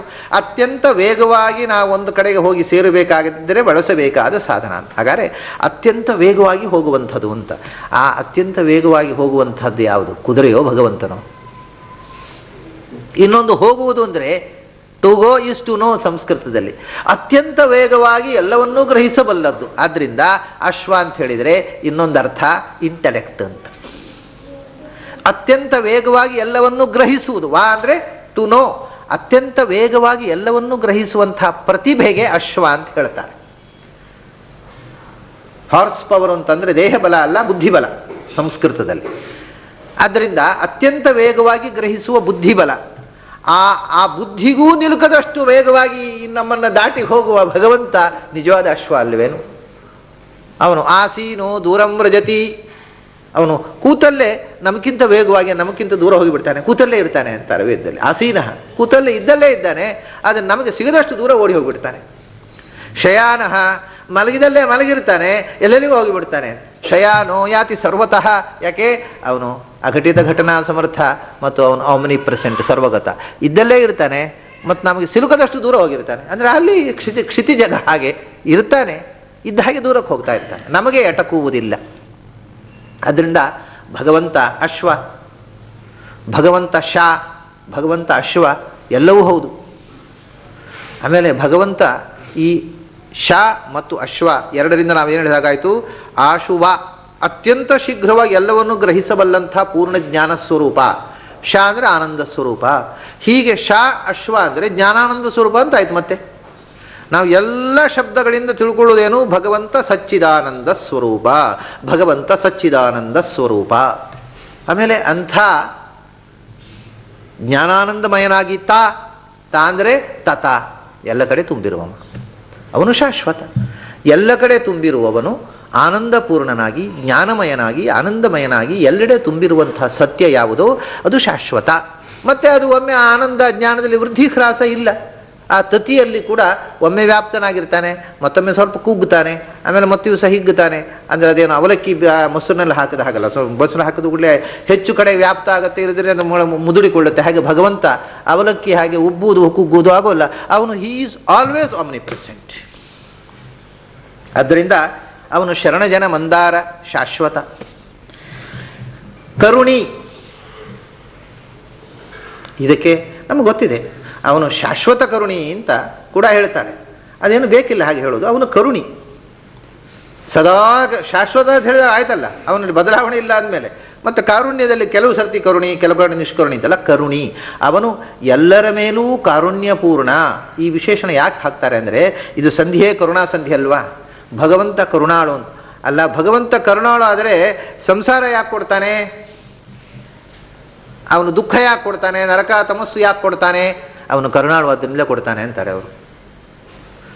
ಕರುಣಾಳು ಅವನು ಅದರಿಂದಲೇ ಕೊಡ್ತಾನೆ. ಹಾಗಾದರೆ ದುಃಖ ಕೊಡುವುದು ಕರುಣೆಯೇ? ಹೌದು. ಈ ದುಃಖ ಕೊಡುವುದು ಅಥವಾ ಸುಖ ಕೊಡುವುದು ಪ್ರಶ್ನೆ ಅಲ್ಲ. ಅದಕ್ಕೆ ಹೇಳಿದೆ, ಅದು ಹಿಂದೆ ಇರತಕ್ಕಂಥ ಭಾವ ಯಾವುದು ಅಂತ. ತಪ್ಪು ಸರಿಯ ಪ್ರಶ್ನೆ ಅದಲ್ವ? ನಾನು ನಿನ್ನೆ ಹೇಳಿದೆ, ತಾಯಿ ಮಗುವಿಗೆ ಪೆಟ್ಟು ಕೊಡಬಹುದು, ಮಗುವನ್ನು ಗದರಬಹುದು. ನೀನು ಇವತ್ತು ಬೆಳಿಗ್ಗೆ ಸಂಧ್ಯಾ ವಂದನೆ ಮಾಡದೆ ನಿನಗೆ ಗಂಜಿ ಹಾಕೋಲ್ಲ, ನನಗೆ ಹಸಿವಾಗುತ್ತೆ, ಹಾಕೋಲ್ಲ ಅಂತಾಳೆ. ಸರಿ, ಅದು ಬೈಕೊಂಡು, ತಾಯಿಯನ್ನು ಬೈಕೊಂಡು, ದೇವರನ್ನು ಬೈಕೊಂಡು ಸಂಧ್ಯಾ ವಂದನೆ ಮಾಡಿತು. ಸಂಧ್ಯಾ ವಂದನೆ ಮಾಡಿದ್ರೆ ತಾಯಿ ಗಂಜಿ ಹಾಕ್ತಾಳೆ. ಅದು ತಾಯಿ ಕರುಣಿಯೋ ನಿಷ್ಕರುಣಿಯೋ? ಮಗುವಿನ ದೃಷ್ಟಿಯಲ್ಲಿ ನಿಷ್ಕರುಣಿ. ಹಾಗೆ ನಮಗೆ ದೇವರು ನಿಷ್ಕರುಣಿಯಿಂದ ಕಾಣಬಹುದು, ಆದರೆ ನಿಜವಾದ ನಮಗೆ ಕಂಡದ್ದು ಸತ್ಯ ಅಲ್ಲ ಅಂತಾರೆ ಅವರು. ಅವನು ಕರುಣಿಯೇ. ತಾಯಿ ಕರುಣಿ ಅಲ್ಲ. ಎಂಥ ಜೋರು ನಮ್ಮ ಅಮ್ಮ. ನನಗೂ ಬೆಳಗಾತೆದ್ದು ಸ್ನಾನ ಮಾಡದೆ ಗಂಜಿ ಹಾಕೊಂಡ್ರೆ ಹಾಕಲೇ ಇಲ್ಲ, ಸ್ನಾನ ಮಾಡಿ ಜಪ ಮಾಡಬೇಕು ಹೇಳಿದ್ಲು. ಏನು ಬುದ್ಧಿ ಇಲ್ಲ ನಮ್ಮ ಅಮ್ಮನಿಗೆ, ಏನು ದಯೆ ಇಲ್ಲ ಮಕ್ಕಳ ಮೇಲೆ ಅಂತ ಆ ಮಗು ತಿಳ್ಕೊಳ್ಳುತ್ತೆ. ಆದರೆ ನಿಜವಾದ ಕಾರುಣ್ಯ ಅಲ್ವೇ ಅದು ತಾಯಿಯದ್ದು? ಹಾಗೆ ಕಷ್ಟ ಕೊಡುವುದು, ಅದರ ಹಿಂದೆ ಇರುವುದು ಉದ್ದೇಶ ಏನು ಅಂತ. ಮಕ್ಕಳನ್ನು ಗದರುವಾಗ, ಮಕ್ಕಳಿಗೆ ಪೆಟ್ಟು ಕೊಡುವಾಗ, ಅಥವಾ ಮಕ್ಕಳಿಗೆ ಈ ರೀತಿಯ ಶಿಕ್ಷೆ ಕೊಡುವಾಗ ಹಿಂದೆ ಇರತಕ್ಕಂಥದ್ದು ತಾಯಿಯ ಮನಸ್ಸಿನಲ್ಲಿರುವುದು ಮಗುವಿನ ಮೇಲೆ ಕಾರುಣ್ಯವೋ ದ್ವೇಷವೋ? ಹಾಗೆ ಭಗವಂತ ಯಾರನ್ನಾದರೂ ದ್ವೇಷಿಸಿ ಕಷ್ಟ ಕೊಟ್ಟರೆ ಅದು ದೋಷ ಆಗ್ತಿತ್ತು, ಅದು ಅವನ ಕಾರುಣ್ಯವೇ. ನೀನು ಕಷ್ಟಪಟ್ಟು ಎತ್ತರಕ್ಕೇರಪ್ಪ, ಇದರಿಂದ ಅನುಭವ ಪಡೋದು, ನೀನು ಉದ್ಧಾರ ಆಗು ಅಂತ ಮಗುವಿಗೆ ಹೇಗೆ ತಾಯಿ ತಂದೆ ಉಪಾಧ್ಯಾಯರು ಹೇಗೆ ಶಿಕ್ಷಣ ಕೊಡುವಾಗ ಮಕ್ಕಳಿಗೆ ಗದರುವುದು, ಶಿಕ್ಷೆ ಕೊಡುವುದು ಮಾಡ್ತಾರೆ, ಹಾಗೆ ಅವನು ಕಾರುಣ್ಯದಿಂದ ಕೊಡತಕ್ಕಂಥ ಶಿಕ್ಷೆ. ಆದ್ದರಿಂದ ಇದು ಅವನು ಕರುಣಿಯೇ ಇದ್ದಾನೆ. ಅವನು ಕಷ್ಟ ಕೊಡುವುದು ದ್ವೇಷದಿಂದ ಅಲ್ಲ, ಹಗೆತನದಿಂದ ಅಲ್ಲ. ನಮೇ ದ್ವೇಷೋಸ್ತಿ ನ ಪ್ರಿಯ. ಅರ್ಜುನ ಹತ್ರ ಕೃಷ್ಣ ಹೇಳಿದ ಮಾತಿದು. ನೀನು ಒಂದು ವಿಷಯ ತಿಳ್ಕೊ, ನೀನು ನನಗೆ ಪ್ರಿಯ ಅಲ್ಲ, ದುರ್ಯೋಧನ ನನಗೆ ಹಗೆ ಅಲ್ಲ ಅಂದ್ಬಿಟ್ಟ. ನೀನು ನಮ್ಮ ಪೈಕಿ ಹುಡುಗ, ನಮಗೆ ಬೇಕಾದವನು ಅಂತ ನಿನ್ನ ಪಕ್ಷದಲ್ಲಿ ನಾನು ಬಂದದ್ದಲ್ಲ. ದುರ್ಯೋಧನ ಮೇಲೆ ದ್ವೇಷವೂ ಇಲ್ಲ ನನಗೆ. ನನಗೆ ಯಾರು ದ್ವೇಷಗಳು ಇಲ್ಲ, ಮಿತ್ರರೂ ಇಲ್ಲ, ಶತ್ರುಗಳೂ ಇಲ್ಲ. ಆದರೆ ಯಾರ್ಯಾರು ಏನೇನು ಮಾಡ್ತಾರೆ ಅದಕ್ಕೆ ತಕ್ಕ ಫಲ ಕೊಡು ಅಷ್ಟೇ. ತಟಸ್ಥನಾಗಿ ನಿಂತು ಕೊಡೋದು. ನನಗೆ ಅವನ ಮೇಲೆ ದ್ವೇಷ ಇಲ್ಲ, ಅವನು ಒಳ್ಳೇದು ಮಾಡಿದ್ರೆ ಅವನು ಒಳ್ಳೇದು ಪಡಿತಾನೆ, ನೀನು ಕೆಟ್ಟದ್ದು ಮಾಡಿ ನೀನು ಕೆಟ್ಟದ್ದು ಪಡೀತಿ. ಹತೋವಾ ಪ್ರಾಪ್ಸಿ ಸ್ವರ್ಗ, ಮೊದಲು ಹೇಳಿದ್ದಾನಲ್ಲ, ಯುದ್ಧದಲ್ಲಿ ನೀನು ಸತ್ತರೆ ನನಗೇನು ಬೇಸರ ಇಲ್ಲ ಅಂದ ಕೃಷ್ಣ ಅರ್ಜುನಿಗೆ. ಸತ್ರು ಒಳ್ಳೇದೇ, ಗೆದ್ದರೂ ಒಳ್ಳೇದೇ, ನೀನು ಏನು ಮಾಡಬೇಕು ಕರ್ತವ್ಯ ಮಾಡು ಅಷ್ಟೇ ಹೇಳೋದು ನಾನು, ನೀನು ಗೆಲ್ಲಬೇಕು ಅಂತ ನಾನು ಹೇಳೋಲ್ಲ ಅಂತ ಅಂದ. ನನಗೆ ಯಾರೂ ಸ್ನೇಹಿತರು ಇಲ್ಲ, ಯಾರೂ ಶತ್ರುಗಳು ಇಲ್ಲ. ಎಲ್ಲರ ಮೇಲೂ ಅವರವರು ಮಾಡಿದ್ದನ್ನು, ಅವರವರು ಏನು ಪಡೆದಿದ್ದಾರೆ ಅದನ್ನು ಅವರ ಕರ್ಮಕ್ಕೆ ಫಲ ಅವರವರು ಪಡೆಯಬೇಕು. ಪಡೆದು ಬಂದದ್ದನ್ನು ಅವರು ಅನುಭವಿಸಬೇಕು. ಅದಕ್ಕೆ ಬೇಕಾದ ವ್ಯವಸ್ಥೆ ಮಾಡ್ತಕ್ಕ ತಟಸ್ಥನ. ನನಗೆ ಯಾರ ಮೇಲೂ ದ್ವೇಷ ಇಲ್ಲ, ಎಲ್ಲರ ಮೇಲೂ ಕಾರುಣ್ಯವೇ ಅಂತ. ಕರುಣಿ, ಕಮಲಾಕಾಂತ. ಕಮಲಾಕಾಂತ ಅಂತಂದರೆ ಪ್ರಸಿದ್ಧವಾದ ಅರ್ಥ ಗೊತ್ತಿದೆ ನಿಮಗೆ. ಕಮಲ ಅಂದರೆ ಲಕ್ಷ್ಮಿ, ಇವನು ಲಕ್ಷ್ಮೀಕಾಂತ. ಲಕ್ಷ್ಮೀಕಾಂತ ಅನ್ನೋದಕ್ಕೆ ಲಕ್ಷ್ಮಿಗೆ ಕಾಂತ, ಲಕ್ಷ್ಮೀ ಕಾಂತೆಯಾಗಿ ಉಳ್ಳವಳು, ಎರಡೂ ಅರ್ಥವಿದೆ. ಕಮಲಾ ಕಾಂತ ಯಸ್ಯ ಸಹ ಕಮಲಾಕಾಂತಃ, ಕಮಲಾಯಾಹ ಕಾಂತಃ ಕಮಲಾಕಾಂತಃ. ಒಂದು ಬಹುವ್ರೀಹಿ, ಒಂದು ಷಷ್ಠಿ ತತ್ಪುರುಷ. ಕಾಂತ ಅಂತಂದರೆ, ಕಾಂತ ಅಂದರೆ ಪತಿ ಅಂತ ಅರ್ಥ. ಅದು ಜನರು ಹೇಳ್ತಕ್ಕಂಥ ರೂಢವಾದ ಅರ್ಥ. ಕಾಂತ ಅನ್ನುವ ಶಬ್ದಕ್ಕೆ ಕಮು ಕಾಂತವು ಅಂತ, ಇಷ್ಟವಾದ ವಸ್ತು ಅಂತ ಅರ್ಥ. ಕಾಂತ ಅಂದರೆ ಇಷ್ಟವಾದ ವಸ್ತು. ಸಾಮಾನ್ಯ ಹೆಂಡತಿ ಗಂಡನಿಗೆ, ಗಂಡ ಹೆಂಡತಿಗೆ ಇಷ್ಟವಾಗಿ ಆದ ವಸ್ತು ಆಗಿರ್ತಾರೆ ಅನ್ನುವ ಸಾಮಾನ್ಯ ಭ್ರಮೆಯಿಂದ ಜನರು ಹೆಂಡತಿ ಗಂಡ ಹೆಂಡತಿಯನ್ನು ಕಾಂತ ಕಾಂತೆಯರು ಅಂತ ಹೇಳ್ತಾರೆ. ಅದು ಭ್ರಮೆಯೂ ಆಗಿರಬಹುದು, ಸತ್ಯವಾಗಿರ್ಬೋದು. ಕೆಲವು ಕಡೆ ಸತ್ಯ ಇರ್ಬೋದು, ಕೆಲವು ಕಡೆ ಭ್ರಮೆ ಇರ್ಬೋದು. ಹಾಗಿರಬೇಕು ಅಂತ ಸಮಾಜ ನಿರೀಕ್ಷೆ ಮಾಡುತ್ತೆ. ಅದರಿಂದ ಕಾಂತ ಕಾಂತೆ ಅಂತ ಹೇಳೋದು. ಕಾಂತ ಕಾಂತೆ ಅಂದರೆ ಗಂಡ ಹೆಂಡತಿ ಅಲ್ಲ, ಇಷ್ಟವಾದ ವಸ್ತು ಅಷ್ಟೇ. ಅದರಿಂದ ಕಮಲೆಗೆ ಇಷ್ಟವಾದ ವಸ್ತು ಕಮಲಾಕಾಂತ. ಭಗವಂತನದು ಇನ್ಯಾವುದನ್ನು ಹಾಕಿ ಇಷ್ಟ? ಎಲ್ಲರಿಗೂ ಕಾಂತ, ಕಮಲೆಗಲ್ಲದೆ ಇರ್ತಾನೇನು? ಹಾಗೆ ಭಗವಂತನಿಗೆ ಇಷ್ಟವಾದ ವಸ್ತು ಅಂದರೆ ಅವನಿಗೆ ಯಾವುದು ಇಷ್ಟವಾದ್ದು ಇಲ್ಲ, ಅನಿಷ್ಟವಾದ್ದು ಇಲ್ಲ. ಆದರೆ ಎಲ್ಲಿ ಒಳ್ಳೆಯದಿದೆ ಅದನ್ನು ಪ್ರೀತಿಸುವುದು. ಎಲ್ಲರಿಗಿಂತ ಹೆಚ್ಚು ಭಗವಂತನಿಗೆ ಹತ್ತಿರವಾದ ವಸ್ತು ಯಾವುದು? ಲಕ್ಷ್ಮಿ. ಅದರಿಂದ ಕಮಲೆ ಅವನಿಗೆ ಕಾಂತೆ, ಅವನು ಕಮಲೆಗೆ ಕಾಂತ. ಹೀಗೆ ಕಮಲಾ ಕಾಂತ ಯಸ್ಯ ಸಹ ಕಮಲಾಕಾಂತಃ, ಕಮಲಾಯಾಹ ಕಾಂತಃ ಕಮಲಾಕಾಂತಃ ಅಂತ. ಕಮಲೆಗೆ, ಲಕ್ಷ್ಮಿಗೆ ಅತ್ಯಂತ ಇಷ್ಟವಾದವನು. ಮತ್ತು ಲಕ್ಷ್ಮಿ ಅವನಿಗೆ ಅತ್ಯಂತ ಇಷ್ಟವಾದದ್ದು. ಯಾರಲ್ಲಿ ಹೆಚ್ಚು ಜ್ಞಾನಾನಂದಗಳಿವೆಯೋ ಅದನ್ನು ಹೆಚ್ಚು ಇಷ್ಟಪಡ್ತಾನೆ ಅಷ್ಟೇ. ಸ್ನೇಹ ದ್ವೇಷದ ಪ್ರಶ್ನೆ ಅಲ್ಲ. ಅತ್ಯಧಿಕ ಜ್ಞಾನಾನಂದಗಳಿರತಕ್ಕಂಥ ವಸ್ತು ಭಗವಂತನನ್ನು ಬಿಟ್ಟರೆ ಕಮಲೆ, ಮತ್ತು ಕಮಲೆಯನ್ನು ಬಿಟ್ಟರೆ ವಾಯುದೇವರು ಬ್ರಹ್ಮದೇವರೇ. ಅದಕ್ಕೋಸ್ಕರ ಭಗವಂತನಿಗೆ ಅವರು ಬಹಳ ಹತ್ತಿರದವರು ಅಂತಷ್ಟೇ. ಕಾಂತ ಅಂದರೆ ಅತ್ಯಂತ ಆತ್ಮೀಯ, ಹತ್ತಿರದ ವಸ್ತು. ಕೃಷ್ಣ ನನಗೆ ಯಾರೂ ದ್ವೇಷಗಳು ಇಲ್ಲ, ಸ್ನೇಹಿತರು ಅಂತ ಹೇಳಿ ಜ್ಞಾನಿತ್ತು ಆತ್ಮೀಯವೇ. ಮತ್ತು ಜ್ಞಾನಿಗಳು ಅಂತ ನನ್ನ ಖಾಸಾ ವಸ್ತುಗಳು ಅಂತ ಹೇಳಿಲ್ವ? ಹಾಗಾದ್ರೆ ಅವನು ಪ್ರೀತಿಸುವುದು ಯಾವುದೇ ವೈಯಕ್ತಿಕವಾದ ದ್ವೇಷ ಪ್ರೀತಿಗಳಿಲ್ಲ. ಮತ್ತು ಅವನು ಪ್ರೀತಿಸುವುದು ಯಾವುದನ್ನು? ಎಲ್ಲಿ ಜ್ಞಾನ ಇದೆ ಅದನ್ನು ಪ್ರೀತಿಸ್ತೇನೆ. ಜ್ಞಾನ ಅನ್ನೋದು ನನಗೆ ಪ್ರಿಯ. ಅತ್ಯಂತ ಜ್ಞಾನಿ, ಮಹಾಪರಮಜ್ಞಾನಿಯಾಗಿರ್ತಕ್ಕಂಥ ಕಮಲ. ಕಮಲ ಅಂತಂದ್ರೇನೆ, ಕಮಲ ಅಂದರೆ ಏನು? ಕಮಲ ಅಂದರೆ ಕಮಲ ಶಬ್ದದ ಸ್ತ್ರೀಲಿಂಗ ಅಷ್ಟೇ, ಹಾಗಲ್ಲ. ಕಾ ಅಂದರೆ ಆನಂದ, ಮಾ ಅಂದರೆ ಜ್ಞಾನ. ಹಿಂದೆ ಹೇಳಿದ್ದಾನೆ, ಮಾ ಅಂದರೆ ಜ್ಞಾನ, ಕಂ ಸುಖಂ. ಕಾಮ ಅಂದರೆ ಜ್ಞಾನಾನಂದಗಳು. ಅದು ಪೂರ್ತಿ ಅದನ್ನು ಪಡೆದವಳು ಕಮಲ. ಮತ್ತು ಅಂಥ ಜ್ಞಾನಾನಂದವನ್ನು ಲಾ ಅಂದರೆ ಕೊಡುವವಳು ಕಮಲ. ಅವಳು ಪ್ರಕೃತಿ, ಅವಳು ಬಂಧನದಿಂದ ಬಿಗಿ ಮಾಡಿಬಿಟ್ರೆ ನಮಗೆ ಕಾನೂ ಇಲ್ಲ, ಮಾನೂ ಇಲ್ಲ, ಜ್ಞಾನವೂ ಇಲ್ಲ, ಆನಂದವೂ ಇಲ್ಲ. ಅವಳು ತನ್ನ ಬಂಧನವನ್ನು ಸಡಿಲಿಸಿದಾಗ ನಮಗೆ ಕಾಮ ಅಲ್ಲ ಕಮ, ಕಾ ಮತ್ತು ಮಾ, ಜ್ಞಾನ ಮತ್ತು ಆನಂದ. ಹೀಗೆ ನಮಗೆ ತನ್ನ ಬಂಧನವನ್ನು ಸಡಿಲಿಸಿ ಜ್ಞಾನಾನಂದಗಳನ್ನ ಕೊಡತಕ್ಕವಳು, ಜ್ಞಾನಾನಂದ ಸ್ವರೂಪಳು ಕಮಲ. ಅಂಥ ಜ್ಞಾನಾನಂದ ಸ್ವರೂಪಳಾದವಳು ಭಗವಂತನಿಗೆ ಕಾಂತಳು ಆಗದೆ ಇನ್ನು ಯಾರಿಗಾಗಬೇಕು? ಅದರಿಂದ ಭಗವಂತನಿಗೆ ಅತ್ಯಂತ ಆತ್ಮೀಯಳು ಅವಳು. ಮತ್ತು ಇವನು ಲಕ್ಷ್ಮಿಗೆ, ಲಕ್ಷ್ಮಿ ಇವನಿಗೆ ಪರಸ್ಪರ ಅತ್ಯಂತ ಪ್ರಿಯವಾದ ಎರಡು ವಸ್ತುಗಳು. ಅದರಿಂದಲೇ ಇಬ್ಬರು ಒಬ್ಬರಿಗೊಬ್ಬರು ನಿತ್ಯ ಅವಿಯೋಗಿಗಳು, ಸದಾ ಜೊತೆಗಿರತಕ್ಕಂಥ ತತ್ವಗಳು. ಕಾಂತ ಅನ್ನೋದಕ್ಕೆ ಇನ್ನೊಂದು ಅರ್ಥ ಇದೆ. ನಾನು ಹೇಳಿದೆ ಕಾಂತ ಅಂದರೆ ಇಷ್ಟವಾದ ವಸ್ತು, ಅದು ಪ್ರಸಿದ್ಧವಾದ ಅರ್ಥ. ಇನ್ನೊಂದು ಅರ್ಥ ಕ ಅಂತ, ಕಾದ ಅಂತ. ಕ ಅಂದರೆ ಸುಖ, ಅದರ ಅಂತ ಅಂದರೆ ತುದಿ, ಸುಖದ ಕೊನೆ, ಪೂರ್ಣ ಸುಖ. ಭಗವಂತ ಕಾಂತ ಅಂದರೆ ಏನು? ಭಗವಂತ ಪೂರ್ಣ ಸುಖ ಸ್ವರೂಪ ಅಂತ ಅರ್ಥ. ಅವನು ಕಾಂತ, ಅವನೂ ಕಮಲ. ಕಮಲ ಅಂದರೆ ಏನು? ನಾನು ಹೇಳಿದೆ ಆನಂದ ಜ್ಞಾನಗಳನ್ನು ಕೊಡ್ತಕ್ಕಂಥ ವಸ್ತು ಅಂತ. ಆನಂದ ಜ್ಞಾನಗಳನ್ನು ಕೊಡ್ತಕ್ಕವರು, ಜ್ಞಾನಾನಂದ ಪ್ರದ ಭಗವಂತನಲ್ವೇ ಮುಖ್ಯವಾಗಿ. ಆದ್ದರಿಂದ ಭಗವಂತನೂ ಕಮಲ, ಭಗವಂತನೂ ಕಾಂತ. ಭಗವಂತ ಕಮಲ, ಭಗವಂತ ಕಾಂತ, ಭಗವಂತ ಕಮಲಾಕಾಂತ. ಆಮೇಲೆ ಕಾಮದ, ಹಿಂದೆ ಹೇಳಿದ್ದೇ ಆಯ್ತಲ್ವ, ಶರಣಜನ ಮಂದಾರ ಅಂದರೆ ಏನು? ಶರಣಾಗತರಾದವರಿಗೆ ಅಭೀಷ್ಟವನ್ನು ಕೊಡ್ತಕ್ಕವ. ಅದನ್ನೇ ಇಲ್ಲಿ ಪುನಃ ಹೇಳ್ತಾರೆ, ಕಾಮದ, ಕಾಮಿಸಿದ್ದನ್ನು ಬಯಸಿದ್ದನ್ನು ಕೊಡ್ತಕ್ಕವ ಕಾಮದ. ಅಲ್ರಿ, ಕಾಮದ ಅಂದರೆ ಅಷ್ಟೇ ಅರ್ಥ ಅಲ್ಲ. ಕಾಮದ ಅಂದರೆ ಅಮದ, ಅಮವಾದ ಕಾಮ, ಅಮಿತವಾದ ಅಂದರೆ ಸುಖ, ಪೂರ್ಣ ಸುಖ. ನಮ್ಮ ಸ್ವರೂಪಕ್ಕೆ ಎಷ್ಟು ಸುಖ ಪೂರ್ಣವಾಗಿ ಸಿಗಬೇಕು ಅಂಥ ಪೂರ್ಣವಾದ ಸುಖಕ್ಕೆ ಕಾಮ ಅನ್ನೋದು. ಅಮ ಅಂದರೆ ಅಮಿತ, ಪೂರ್ಣ, ಅಂಥ ಅಂದರೆ ಸುಖ, ಕಾಮ ಅಂದರೆ ಪೂರ್ಣ ಸುಖ. ಭಗವಂತ ಸ್ವಯಂ ಕಾಮ, ಪೂರ್ಣ ಸುಖ ಸ್ವರೂಪ. ಮತ್ತು ನಾವು ಬಯಸಿದ್ದ ನಮಗೆ ಕೊಡುವವ. ಭಗವಂತ ಭಗವಂತ ಅಮ, ಭಗವಂತ ಅವನು ಅಮಿತ, ಅವನು ಆನಂದರೂಪ, ಅವನು ಸರ್ವಪ್ರದ. ಮತ್ತು ಅಮಿತವಾದ ಅಂದರೆ ಬಯಕೆಗಳನ್ನು, ಆನಂದವನ್ನು, ಅಮಿತವಾದ ಆನಂದವನ್ನು ಮೋಕ್ಷದಲ್ಲಿ ಕೊಡ್ತಕ್ಕವ. ಬರೇ ಕಾಮ ಅಂದರೆ ಬಯಸಿದ್ದಲ್ಲ, ಅಮಿತವಾದ ಆನಂದ, ಕಾಮದ ಕೊನೆ ಪರಾಕಾಷ್ಠೆ ಅದು, ಅದನ್ನು ಕೊಡ್ತಕ್ಕವ. ಹಾಗೆಯೇ ಅಮ ಅಂದರೆ ಅಜ್ಞಾನವೂ ಹೌದು, ಮಾ ಅಂದರೆ ಜ್ಞಾನ ಅಂತ ಹೇಳಿದೆ. ಅಮ ಅಂದರೆ ಅಜ್ಞಾನವೂ ಹೌದು. ಅಮದಿಂದ ಬರತಕ್ಕ ಅಂದರೆ ಈ ಸುಖ ಉಂಟಲ್ಲ, ಅಜ್ಞಾನದ ಸುಖ. ಎರಡು ಥರದ ಸುಖ ಇದೆ. ಜ್ಞಾನದಿಂದ ಬರತಕ್ಕ ಆನಂದ, ಅದು ಸಹಜ ಆನಂದ. ಒಂದು ಕೆಟ್ಟ ಆನಂದ ಒಂದಿದೆ, ಇಗ್ನೋರೆನ್ಸ್ ಈಸ್ ಬ್ಲಿಸ್ ಅಂತ. ಇಗ್ನೋರೆನ್ಸ್ ಈಸ್ ಬ್ಲಿಸ್, ಅದು ಅಮ ಅಂದರೆ ಅಜ್ಞಾನ, ಅಜ್ಞಾನದಿಂದ ಬರುವ ಆನಂದ. ಅಂದರೆ ದುಃಖವನ್ನೇ ಆನಂದ ಅಂತ ಭ್ರಮಿಸಿ ಸುಖ ಪಡುವುದು. ಅಂಥ ಅಮ ಉಂಟಲ್ಲ, ಅದನ್ನು ಅಜ್ಞಾನಿಗಳಿಗೆ ಅದನ್ನು ಕೊಡ್ತಕ್ಕವ. ಮತ್ತು ಜ್ಞಾನಿಗಳಿಗೆ ಅಂಥ ಅಜ್ಞಾನಪೂರ್ವಕವಾದ ಆನಂದ ಏನಿದೆ, ಐಹಿಕವಾದ ಕ್ಷುದ್ರ ಆನಂದಗಳು, ಅದನ್ನು ದ್ಯತಿ ನಾಶ ಮಾಡ್ತಕ್ಕವ ಕಾಮದ.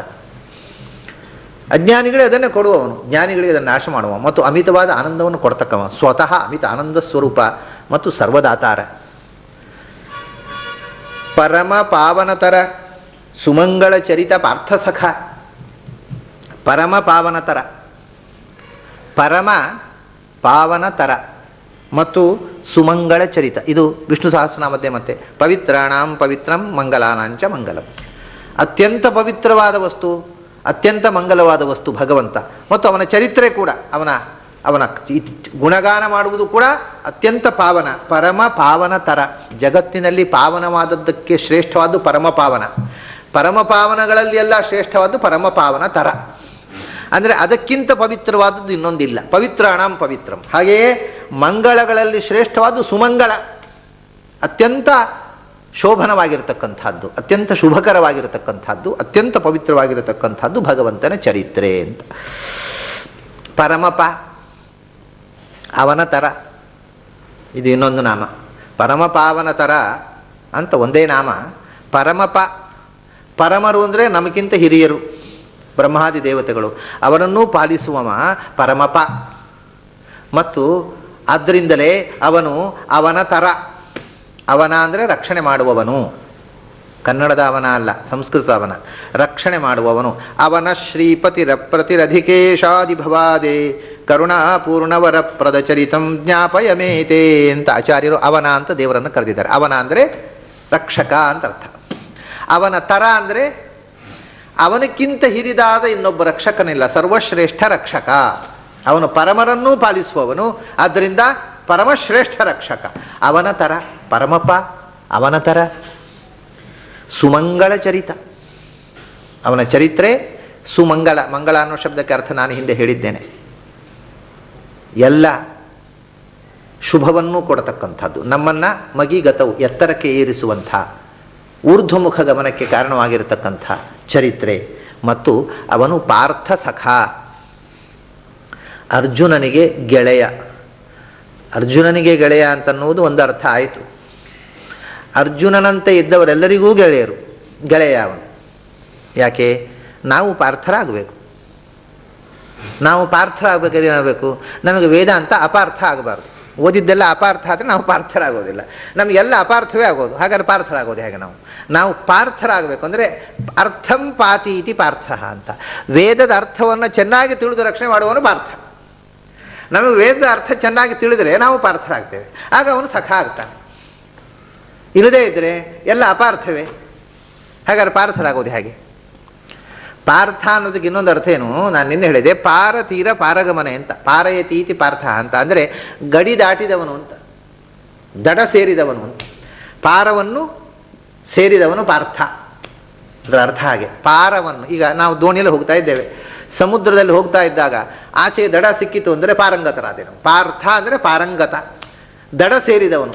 ಹಾಗಾದರೆ ಸಂಸಾರದ ಕಡಲನ್ನು ದಾಟಿ ದಡ ಸೇರಿದವರು ಅಂತಂದರೆ ಮುಕ್ತರು ಅಂತ ಅರ್ಥ. ಪಾರ್ಥರು ಅಂದರೆ ಅಂಥವ್ರಿಗೆ ಸಖ ಅಲ್ಲೇನೋ, ಮತ್ತು ಯಾರಿಗೆ ಸಖ? ಅವನು ಮುಕ್ತಿಪ್ರದನಾದವ ಭಗವಂತ ಅಂತ ಅರ್ಥ ಪಾರ್ಥ ಸಖ ಅಂದರೆ. ಅವನು ಪಾರ್ಥ. ಯಾಕೆ? ಪಾರಯತಿ, ನಮ್ಮನ್ನು ದಡ ಹಾಯಿಸುವವನು ಅವನು. ಅಂಬಿಗ ಅಂಬಿಗ ಅಂಬಿಗ ಅಂತ ಹಾಡಿದರಲ್ಲ, ನಿನ್ನ ನಂಬಿದೆ ಅಂತ. ಅವನು ಪಾರ್ಥ. ಪಾರ್ಥ ಅಂದರೆ ಪಾರಯತಿ, ಅಂಬಿಗ ಅಂತ ಅರ್ಥ. ಆಮೇಲೆ ಅವನು ಸಖ. ಸಖ ಅಂದರೆ ಏನು? ಖಮ್ ಅಂದರೆ ಇಂದ್ರಿಯಗಳು. ಈ ಪ್ರತಿಯೊಂದು ಇಂದ್ರಿಯಗಳಲ್ಲೂ ಇಂದ್ರಿಯಾಭಿಮಾನ, ಇಂದ್ರಿಯಗಳ ಜೊತೆಗೆ ಇರುವವನು ಸಖ. ಮತ್ತು ಹಿಂದೆ ಹೇಳಿದ್ದದೇ, ಮನಸ್ಸಿನಲ್ಲಿದ್ದಾನೆ, ಕಣ್ಣಿನಲ್ಲಿದ್ದಾನೆ, ಆಡುವುದರಲ್ಲಿ ಕಾಲಿನಲ್ಲಿದ್ದಾನೆ, ಕೈಯಲ್ಲಿದ್ದಾನೆ. ಅವನು ಸಖ. ಖಂ ಇಂದ್ರಿಯಂ, ಇಂದ್ರಿಯಗಳ ಸಹಿತನಾಗಿ ಇಂದ್ರಿಯಗಳ ಜೊತೆಗೆ, ಇಂದ್ರಿಯಾಭಿಮಾನ ದೇವತೆಗಳ ಜೊತೆಗೆ ಇರುವವನು ಸಖ. ಖಂ ಅಂತಂದರೆ ಜ್ಞಾನ, ಆ ಜ್ಞಾನದಿಂದ ಕೂಡಿರತಕ್ಕವನು ಸಖ. ಆಮೇಲೆ ನಿರುಪಮಾನಂದಾತ್ಮ, ನಿರ್ಗತ ದುರಿತ, ದೇವವರೇಣ್ಯ. ಈಗ ಒಂದೊಂದು ಅಕ್ಷರ ಹೇಳೋದು ಬಿಟ್ಬಿಟ್ಟಿದ್ದೇನೆ ನಾನು, ಯಾಕೆಂದರೆ ಈಗ ಶ್ಲೋಕವೇ ಮುಗಿಯೋದಿಲ್ಲ, ಅರ್ಧ ಶ್ಲೋಕವೂ ಆಗಲಿಲ್ಲ, ಈಗ 1 ಗಂಟೆ ಆಗೋಯ್ತು. ನಿರುಪಮಾನಂದಾತ್ಮ. ನಿರುಪಮಾನಂದಾತ್ಮ ಅಂದರೆ ನಿರುಪಮ, ಸಾಟಿ ಇಲ್ಲದ, ಉಪಮಾನವಿಲ್ಲದ, ಆನಂದವೇ ಸ್ವರೂಪ, ಆನಂದ ಸ್ವರೂಪ, ಸಾಟಿ ಇಲ್ಲದ ಆನಂದ ಸ್ವರೂಪ. ಇದು ಎಲ್ಲರಿಗೂ ಆಗುವ ಅರ್ಥ. ಇದಕ್ಕೆ ಯಾರು ಅರ್ಥ ಹೇಳಲಿಕ್ಕೆ ಒಬ್ಬರು ಇನ್ನೊಬ್ಬರು ಬೇಡ. ಕೇಳುವಾಗ ನಿರುಪಮಾನಂದಾತ್ಮ ಅಂದರೆ ಉಪಮಾನವಿಲ್ಲದ, ಸಾಟಿ ಇಲ್ಲದ ಆನಂದ ಅವನ ಸ್ವರೂಪ. ಅಷ್ಟೇ ಅಲ್ಲ, ಅವನು ನಿರುಪಮಾನಂದ ಅಂದರೆ ಏನು? ನಿರುಪಮಾನಂದ ಅಂದರೆ ಏನು? ನಿಹಿ ಉಪ ಮಾ ಆನಂದ. ನಿಹಿ ಉಪ ಮಾ ಆನಂದ. ನಿಹಿ ಅಂದರೆ ನಿಶ್ಚಯಾತ್ಮಕವಾದದ್ದು. ನಿಹಿ ಅಂದರೆ ನಿರ್ಧಾರ, ಸಂಶಯವೇ ಇಲ್ಲದ, ನಿಶ್ಚಯಾತ್ಮಕವಾದ. ಉಪ ಅಂತಂದರೆ ಉಪರಿ, ಉತ್ಕೃಷ್ಟವಾದ, ಅಂದರೆ ಸರ್ವೋತ್ತಮವಾದ, ಸರ್ವವಿಷಯಕವಾದ, ನಿರ್ಣಯಾತ್ಮಕವಾದ. ಮಾ ಅಂದರೆ ಜ್ಞಾನ. ನಿರುಪಮ ಅಂದರೆ ಉತ್ಕೃಷ್ಟವಾದ, ನಿರ್ಣಯಾತ್ಮಕವಾದ, ಸರ್ವವಿಷಯಕವಾದ ಜ್ಞಾನ ಮತ್ತು ಆನಂದ. ಮಾ ಆನಂದ, ಸರ್ವೋತ್ತಮವಾದ, ಸರ್ವವಿಷಯಕವಾದ, ನಿಶ್ಚಯಾತ್ಮಕವಾದ ಜ್ಞಾನಾನಂದಗಳೇ ಯಾರ ಸ್ವರೂಪವೋ ಅವನು ನಿರುಪಮ. ನಿರುಪಮ ಅನ್ನೋದು ಬೇರೆ ಶಬ್ದವೂ ಆಗಬಹುದು. ನಿಹಿ ಅಂದರೆ ನಿಶ್ಚಯಾತ್ಮಕ, ಮಾ ಅಂದರೆ ಜ್ಞಾನ ಸ್ವರೂಪ, ಉಪ ಅಂದರೆ ಉತ್ಕೃಷ್ಟ, ಎಲ್ಲರಿಗಿಂತ ಶ್ರೇಷ್ಠ. ಉತ್ಕೃಷ್ಟಾನಂದ ರೂಪತ್ವಾತ್ ಉಪಶಬ್ದ ಶ್ರುತ ಉಶ್ರುತಃ. ಇವೆಲ್ಲ ನಿರ್ವಚನಗಳನ್ನು ಆಚಾರ್ಯರು ಬೇರೆ ಬೇರೆ ಸಂದರ್ಭಗಳಲ್ಲಿ ಭಾಷ್ಯಗಳಲ್ಲಿ ಹೇಳಿದ್ದೆ. ಆಚಾರ್ಯರು ಹೇಳದ ಯಾವ ನಿರ್ವಚನವನ್ನೂ ನಾನು ಹೇಳಲಿಲ್ಲ, ಆದರೆ ಅವರು ಎಲ್ಲೋ ಒಂದು ಕಡೆ ಹೇಳಿದ್ದನ್ನು ನಿಮಗೆ ಇಲ್ಲಿ ತಂದು ಕೊಟ್ಟು ಇದಕ್ಕೆ ಸಂಗಮನ ಮಾಡಿ ತೋರಿಸಿದೆ. ನಿರುಪಮ, ನಿರೂಪ, ಮಾನಂದ. ಮಾನ ಅಂದರೆ ಜ್ಞಾನ, ಅದನ್ನು ಕೊಡ್ತಕ್ಕವ ಮಾನಂದ, ಮಾನವನ್ನು ಕೊಡುವವ. ನಮಗೆ ಮಾನವನ್ನು ಅಂದರೆ ಜ್ಞಾನವನ್ನು. ನಮ್ಮ ಲೋಕದಲ್ಲಿ ಮಾನ ಅಂದರೆ ಬೇರೆ, ಮಾನ ಕೊಡೋದು ಅಂದರೆ, ಮಾನ ಅಂದರೆ ಮರ್ಯಾದೆ ಅಂತ ಅರ್ಥ. ಆದರೆ ನಿಜವಾದ ಮರ್ಯಾದೆ ಯಾರಿಗೆ? ಜ್ಞಾನ ಇದ್ದರೆ ಮರ್ಯಾದೆ, ಜ್ಞಾನ ಇಲ್ಲದವನಿಗೆ ಏನು ಮರ್ಯಾದೆ ಇದೆ? ಅದರಿಂದ ಮಾನಂದ, ಜ್ಞಾನವನ್ನು ಕೊಡ್ತಕ್ಕವ, ಜ್ಞಾನದ ಮೂಲಕ ಸನ್ಮಾನವನ್ನು ಕೊಡ್ತಕ್ಕವ ಅವನು ನಿರೂಪ, ನಿಶ್ಚಿತವಾಗಿಯೂ ಸರ್ವೋತ್ಕೃಷ್ಟ. ಮತ್ತು ಮಾನಂದ, ಮಾನವನ್ನು ಕೊಡ್ತಕ್ಕವ. ಆಮೇಲೆ ಆತ್ಮ. ಆತ್ಮ ಅಂತಂದರೆ ಅವನು ಎಲ್ಲವನ್ನೂ ವ್ಯಾಪಿಸಿರುವವನು, ವ್ಯಾಪ್ತನಾದವನು ಆತ್ಮ. ಆಪ್ನೋತೀತಿ ಆತ್ಮ, ಎಲ್ಲದರ ಒಳಗೂ ಪ್ರವೇಶಿಸಿದವನು, ಎಲ್ಲದರ ಸ್ವಾಮಿಯಾದವನು ಆತ್ಮ. ಮತ್ತು ಜೀವವನ್ನು ಆತ್ಮೀಯವಾಗಿ ಸ್ವೀಕರಿಸಿ ಉದ್ಧಾರ ಮಾಡುವವನು ಆತ್ಮ. ಕೊನೆಗೆ ಜೀವದ ಒಳಗಿದ್ದು ಇಂದ್ರಿಯಗಳಿದ್ದು ವಿಷಯಗಳನ್ನು ಭೋಗಿಸುವವನು ಆತ್ಮ. ಕೊನೆಗೆ ವಿಶ್ವದ ಸಂಹಾರದಲ್ಲಿ ಸಮಸ್ತ ಜೀವನನ್ನೂ ಅತ್ತಿ ಕಬಳಿಸಿ ತನ್ನ ಹೊಟ್ಟೆಯಲ್ಲಿ ಇಟ್ಟು ಸಲಹುವವನು ಆತ್ಮ. ಅತ್ತೀತಿ ಆತ್ಮ, ಆಪ್ನೋತೀತಿ ಆತ್ಮ, ಆದತ್ತೇತಿ ಆತ್ಮ, ವ್ಯಾಪ್ನೋತೀತಿ ಆತ್ಮ, ಸರ್ವಂ ಸಮಾಪ್ನೋಷಿ. ಎಲ್ಲ ಕಡೆ ವ್ಯಾಪಿಸಿರುವವನು, ಎಲ್ಲವನ್ನೂ ತುಂಬಿರುವವನು ಅವನು ಆತ್ಮ. ನಿರ್ಗತ ದುರಿತ, ದುರಿತಗಳು ಇಲ್ಲದವ ಅಂದರೆ ಯಾವ ದೋಷಗಳೂ ಇಲ್ಲದವ, ಸರ್ವದೋಷ ದೂರ ಅವನು. ಮತ್ತು ನಿರ್ಗತಾಹ, ನಿರ್ಗತ ದುರಿತರು ಯಾರು, ಯಾರಿಂದ ನಾವು ನಿರ್ಗತ ದುರಿತರಾಗ್ತೇವೋ ಅವನು ನಿರ್ಗತ ದುರಿತ. ನಮ್ಮ ದುರಿತಗಳು ಅವನಿಂದ ನಿರ್ಗತವಾಗ್ತವೆ, ಅವನ ಅನುಗ್ರಹದಿಂದ ನಮ್ಮಲ್ಲಿರತಕ್ಕ ದೋಷಗಳು ಪಾಪಗಳು ಪರಿಹಾರವಾಗ್ತವೆ. ಮತ್ತು ಸ್ವಯಂ ಅವನು ಸದಾ ನಿರ್ಗತ ದುರಿತ.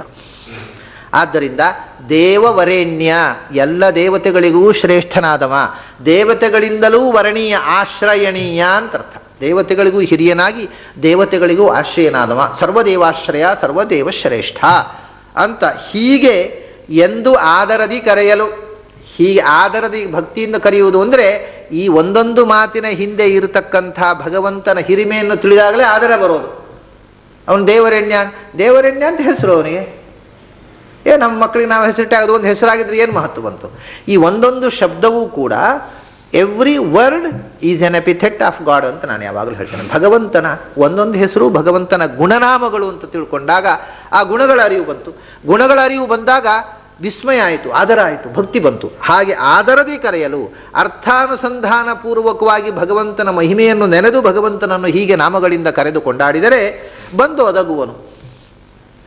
ಅರ್ಥ ತಿಳಿಯದೆ ಕರೆದರೆ ಅದು ಅವನು ಕರೆದದ್ದು ಅಂತ ಅವನಿಗೂ ಗೊತ್ತಾಗದೆ ಹೋಗ್ಬೋದು. ಕಡೆ ಯಾರನ್ನು ಕರೆದದ್ದು ಏನೋ ನನ್ನನ್ನು ಕರೆದು ಅವನ ಮಗನನ್ನೇ ಕರೆದದ್ದು ಒಂದು ಸಂಶಯ ಬಂದುಬಿಟ್ರೆ ಅವನಿಗೆ.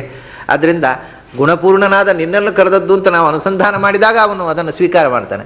ಇದಕ್ಕೆ ಬರೇ ಶಬ್ದ, ಅವನು ಏನೋ ಶಬ್ದ ಹೇಳ್ತಾ ಇದ್ದಾನೆ, ನಾ ಯಾಕೆ ಹೋಗಬೇಕು ಅಂತ ಕೂತ್ಬಿಡ್ತಾನೆ. ಆದರದಿ ಕರೆಯಲು ಬಂದುದುಗವನು ತನ್ನವರ ಬಳಿಗೆ. ಅವರು ತನ್ನವರು ಯಾರು ಆದರನ್ನು ಕರೀತಾರೋ ಅವರು ತನ್ನವರು ಅಷ್ಟೇ. ಅವನಿಗೆ ತನ್ನವರು ಪರಕೀಯರು ಅಂತಿಲ್ಲ ಅಲ್ಲ. ಯಾರಲ್ಲಿ ಜ್ಞಾನ ಭಕ್ತಿಗಳಿವೆ ಅವರೇ ತನ್ನವರು ಅಂತಾನೆ ಅವನು. ಯಾರಲ್ಲಿ ಇಲ್ಲ ಅವರು ಪರಕೀಯರು ಅಷ್ಟೇ ಹೊರತು ಅವನಿಗೆ ತನ್ನದು ಪರಕೀಯವಾಗಿರುವಂಥದ್ದು ವ್ಯಕ್ತಿ ಅಲ್ಲ. ಜ್ಞಾನ ಭಕ್ತಿ ಆನಂದ ಇವೆ ಗುಣಗಳು ಇದ್ದಾಗ, ಸದ್ಗುಣಗಳಿದ್ದಾಗ ಬರ್ತಾನೆ, ಸದ್ಗುಣ ಇಲ್ಲದಾಗ ದೂರ ಸರಿತಾನೆ. ಇಂಥ ಬರಿಯ ಭಕ್ತಿಯಿಂದ ಕೂಗಿ ಕರೆದರೆ ಸಾಕು, ಕೃಷ್ಣ ಅಂತ ಕರೆದರೆ ಸಾಕು, ಬಂದು ಬಿಡ್ತಾನೆ. ಅದಕ್ಕೆ ನಿನ್ನ ನಾಮದ ಬಲ ಒಂದಿದ್ದರೆ ಸಾಕು ಅಂತ ಪುರಂದಾಸ್ ಹೇಳಿದ್ದು. ನಿನ್ನ ಹೆಸರು ಒಂದು ಸಾಕು ನನಗೆ ಆಸ್ತಿ, ನಾನು ನಿನ್ನ ಹೆಸರಿನಿಂದ ಎಳೀತೇನೆ. ಅದು ನಿನ್ನನ್ನು ನಾನು ಹೇಳ್ಕೊಂಡು ಬರಬಲ್ಲ ನನ್ನ ಬಳಿಗೆ, ಯಾಕೆ ನಿನ್ನ ಹೆಸರು ಅನ್ನುವಂಥದ್ದು ಅಸ್ತ್ರ ನನ್ನ ಕೈಲಿದೆ. ಆ ಬಲೆ ಬೀಸಿದ್ರೆ ನೀನು ಬಂದುಬಿಡ್ತೀ ಅಂತ. ಭಗವಂತನ ನಾಮವೆಂಬ ಬಲೆ ಬೀಸಿಬಿಟ್ರೆ ಭಗವಂತ ಸಿಕ್ಕಾಕೊಳ್ತಾನೆ ಅದರಲ್ಲೇ ಅಂತ. ಅದರಿಂದ ದ್ರೌಪದಿ ಕೃಷ್ಣ ಅಂತ ಕರೆದಾಗ ಬಂದು ನೀನು ಗಜೇಂದ್ರ ನಾರಾಯಣಾಖಿಲ ಗುರೋ ಭಗವನ್ ನಮಸ್ತೆ ಅಂತಃಸರ ಸಿರುಬಲೇನ ಪದೇ ಗೃಹೀತೋ ಗ್ರಾಹೇಣ ಯೂಥಪತಿರಂಬುಜಹಸ್ತ ಆರ್ತಃ ಆಹೇತಂ ಆದಿಪುರುಷಾಖಿಲ ಲೋಕನಾಥ ತೀರ್ಥಶ್ರವಶ್ರವಣ ಮಂಗಲ ನಾಮಧೇಯ ಅಂತ ಕೂಗಿದಾಗ ಗಜೇಂದ್ರನ ಕೂಗು ಕೇಳಿ ಬಂದಿಲ್ಲವೇ ನೀನು? ಆದ್ದರಿಂದ ಅರ್ಥ ತಿಳಿದು ಕರೆದಾಗ ಒಂದು ನಾಮದಿಂದ ಕರೆದರೆ ಸಾಕು. ಆ ಒಂದು ನಾಮದಲ್ಲಿ ಅನಂತ ಅರ್ಥವನ್ನು ಅನುಸಂಧಾನ ಮಾಡಿದಾಗ ಭಕ್ತರ ಬಳಿಗೆ ಬರುವ ಭಗವಂತ ಕರುಣಾಳು ಅಲ್ಲದೆ ಇನ್ಯಾರು ಕರುಣಾಳು ಅಂತಕ್ಕಂಥ ಪ್ರಶ್ನೆ ನಮ್ಮ ಮುಂದೆ ಇಡ್ತಾರೆ ಜಗನ್ನಾಥದಾಸರು. ಹೀಗೆ ಪ್ರೀತಿಯಿಂದ ಕರೆದಾಗ ಓಗೊಡುವಂಥ ಇದು ಸಾವಿರಾರು ದೃಷ್ಟಾಂತಗಳು. ಇದು ಸಾಮಾನ್ಯವಾಗಿ ಅವನು ಕರೆದಾಗ ಬಂದದ್ದು ಅನ್ನೋದಕ್ಕೆ ನಾವು ಪ್ರಾತಃ ಕಾಲದಲ್ಲಿ ಹೇಳ್ತೇವಲ್ಲ, ಅಕ್ಕುರೂರ ವರದ, ಅಜಾಮಿಳ ವರದ, ಅಂಬರೀಷ ವರದ, ಅಹಲ್ಯಾ ವರದ, ಗಜೇಂದ್ರ ವರದ, ಮುಚುಕುಂದ ವರದ, ಪ್ರಹ್ಲಾದ ವರದ, ಪಾಂಚಾಲಿ ವರದ, ಮುಚುಕುಂದ ವರದ, ರುಗ್ಮಾಂಗದ ವರದ, ಉದ್ಧವ ಪ್ರಿಯ, ನಾರದ ಪ್ರಿಯ, ಪಾಂಡವ ಪ್ರಿಯ, ಪಾರ್ಥಸಾರಥೇ, ಅನಾಥರಕ್ಷಕ, ಆಪದ್ಬಾಂಧವ, ದೀನಬಂಧೋ, ದಯಾಸಿಂಧೋ, ಮಾಮುದ್ಧರ. ಹೀಗೆ ಎಷ್ಟೆಷ್ಟು ಕಥೆಗಳನ್ನು ನೋಡಿದರೆ ಇದೆಲ್ಲ ಪ್ರಹ್ಲಾದ, ಮುಚುಕುಂದ, ರುಗ್ಮಾಂಗದ, ಉದ್ಧವ, ನಾರದ, ಪಾಂಚಾಲಿ, ಅಹಲ್ಯೆ ಹೇಳಿ ಭಗವಂತ ತಾವು ಕಷ್ಟದಲ್ಲಿದ್ದಾಗ ಭಗವಂತನನ್ನು ಕರೆದಾಗ ಭಗವಂತನಿಂದ ತಮ್ಮ ಆಪತ್ತು ಪರಿಹರಿಸಿಕೊಂಡು ಎತ್ತರಕ್ಕೇರಿದಂಥ ಮಹಾಪುರುಷರು ದೃಷ್ಟಾಂತಗಳು ಇಲ್ಲವೇ ಅಂತ ಅನ್ನೋದನ್ನು ನಮಗೆ ನೆನಪಿಸ್ತಾರೆ ಈ ಪದ್ಯದ ಮೂಲಕ ಅನ್ನೋದ್ರ ಜೊತೆಗೆ ಈ ಪ್ರಾತಃ ಕಾಲದ ಹರಿಕಥಾಮೃತ ಅನುಸಂಧಾನವನ್ನು ಮುಗಿಸೋಣ. ಮತ್ತು ಸಂಜೆ ಸೇರಿದಾಗ ಮತ್ತೆ ಇನ್ನೊಂದಿಷ್ಟು ಪದ್ಯಗಳನ್ನು ಅನುಸಂಧಾನ ಮಾಡೋಣ. ಅಲ್ಲಿ ತನಕ ನಿಮಗೆಲ್ಲ ನನ್ನ ಅಭಿನಂದನೆಗಳು ಮತ್ತು ನಮಸ್ಕಾರ.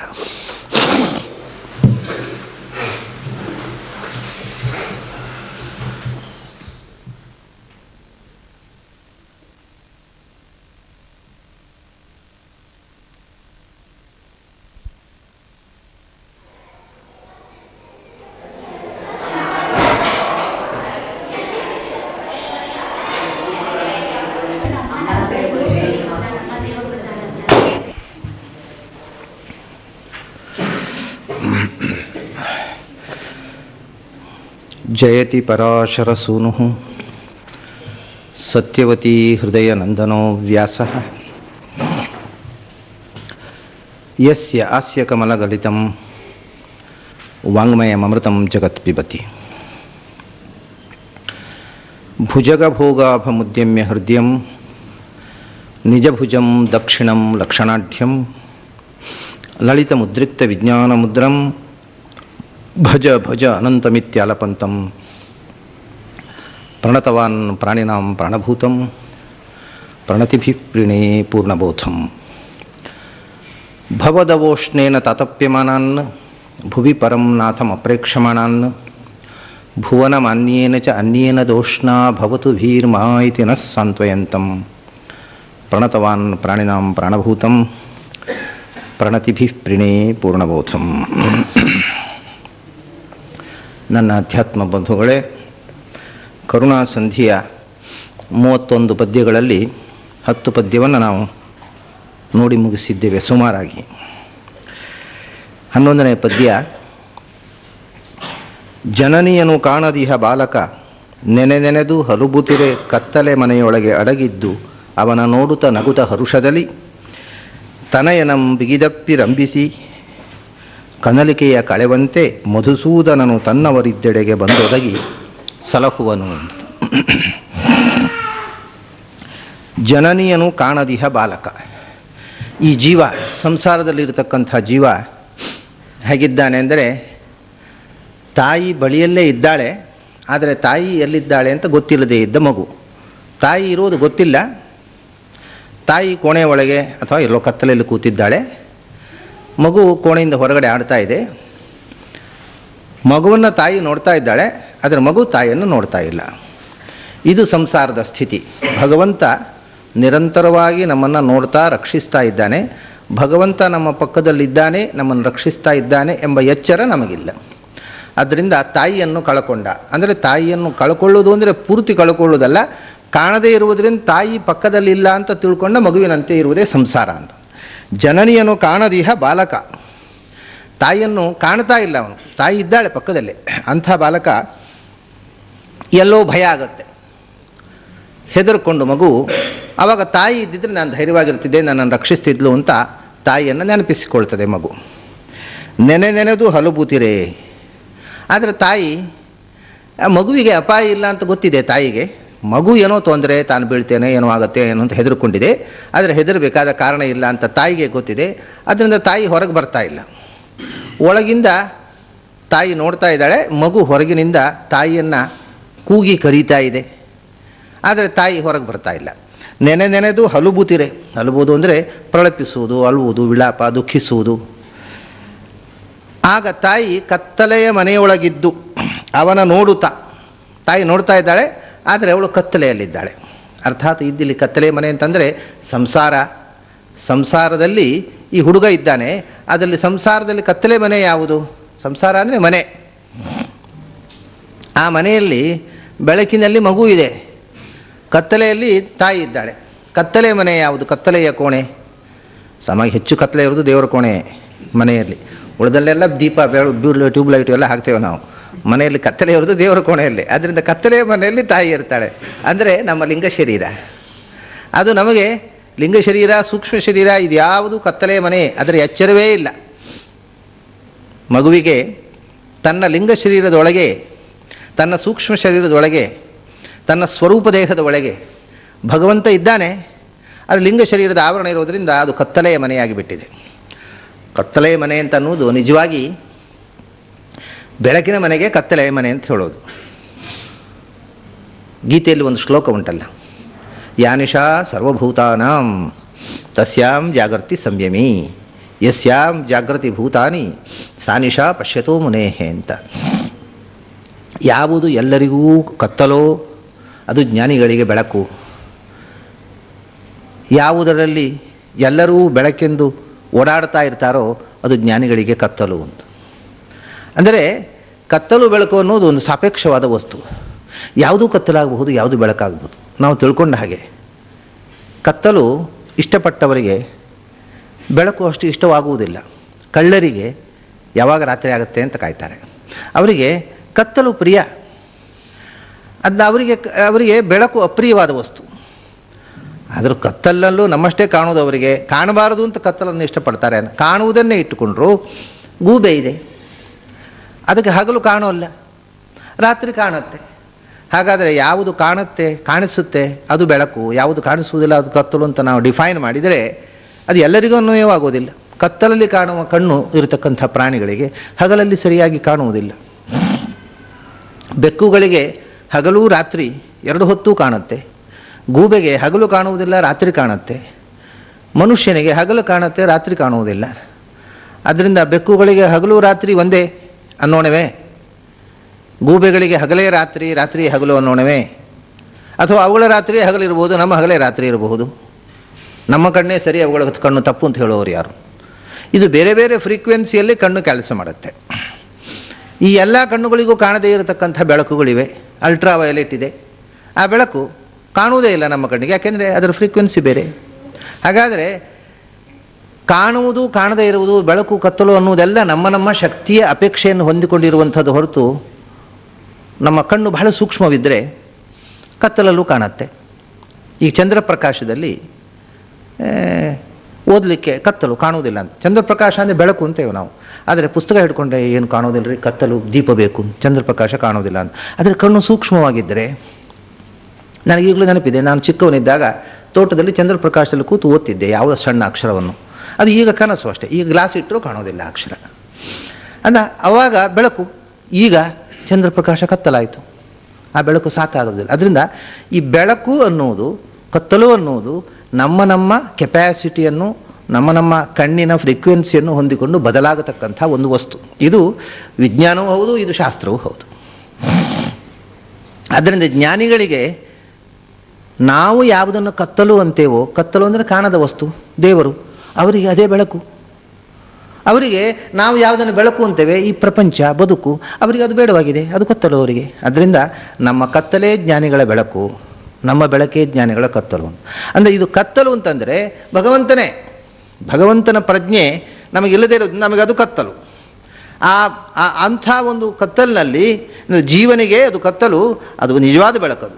ಬೆಳಕನ್ನು ಕತ್ತಲು ಅಂತ ಭ್ರಮಿಸಿ ನಾವು ಬದುಕ್ತಾ ಇದ್ದೇವೆ, ಕತ್ತಲನ್ನು ಬೆಳಕು ಅಂತ ಭ್ರಮಿಸಿಕೊಂಡು ಬದುಕ್ತಾ ಇದ್ದೇವೆ. ಭ್ರಾಂತಿ ಜ್ಞಾನಾವೃತಾಕ್ಷಾಣಂ ದುಃಖಮೇವ ಸುಖಾಯತೆ. ಯಾವಾಗಲೂ ಅಷ್ಟೇ, ಸುಖವನ್ನು ದುಃಖ ಅಂತ ಭ್ರಮಿಸಿ, ದುಃಖವನ್ನು ಸುಖ ಅಂತ ಭ್ರಮಿಸಿ, ಕತ್ತಲೆಯನ್ನು ಬೆಳಕು ಅಂತ ಭ್ರಮಿಸಿ, ಬೆಳಕನ್ನು ಕತ್ತಲೆ ಅಂತ ಭ್ರಮಿಸಿ ಬದುಕುವುದೇ ಒಂದು ಬಗೆಯ ಸಂಸಾರ. ಇದು ವಿಷ್ಣು ಪುರಾಣದ ಮಾತು. ಭ್ರಾಂತಿ ಜ್ಞಾನಾವೃತಾಕ್ಷಾಣಂ, ಅಜ್ಞಾನದ ಪರೆ ಕಣ್ಣಿಗೆ ಸುತ್ತಿಬಿಟ್ರೆ ದುಃಖವೇ ಸುಖವಾಗಿ ಕಾಣುತ್ತೆ ಅಂತ. ದುಃಖವನ್ನೇ ಸುಖ ಅಂತ ಭ್ರಮಿಸಿ ಅದರಲ್ಲೇ ಮೈ ಮರೆಯುತ್ತಾರೆ ಅಂತ. ಈ ಮಕ್ಕಳಿಗೆ ಮೈಯಲ್ಲಿ ನವೆ ಎದ್ದ ಹಾಗೆ, ತುರಿಕೆಯ ಕಜ್ಜಿ ಎದ್ದರೆ ಅವರು ತುರಿಸ್ಕೋತಾರೆ. ತುರಿಸ್ಕೊಳ್ಳೋದವರು ಆನಂದ ಅಂತ, ಆದರೆ ಅದು ಮಹಾ ದುಃಖ. ಅದು ಅದರಿಂದ ಮತ್ತೆ ಸೆಪ್ಟಿಕ್ ಆಗೋದೇನೋ, ಅದರ ಕೀವು ಬರೋದೇನೋ ಅಧ್ವಾನ ಅದು.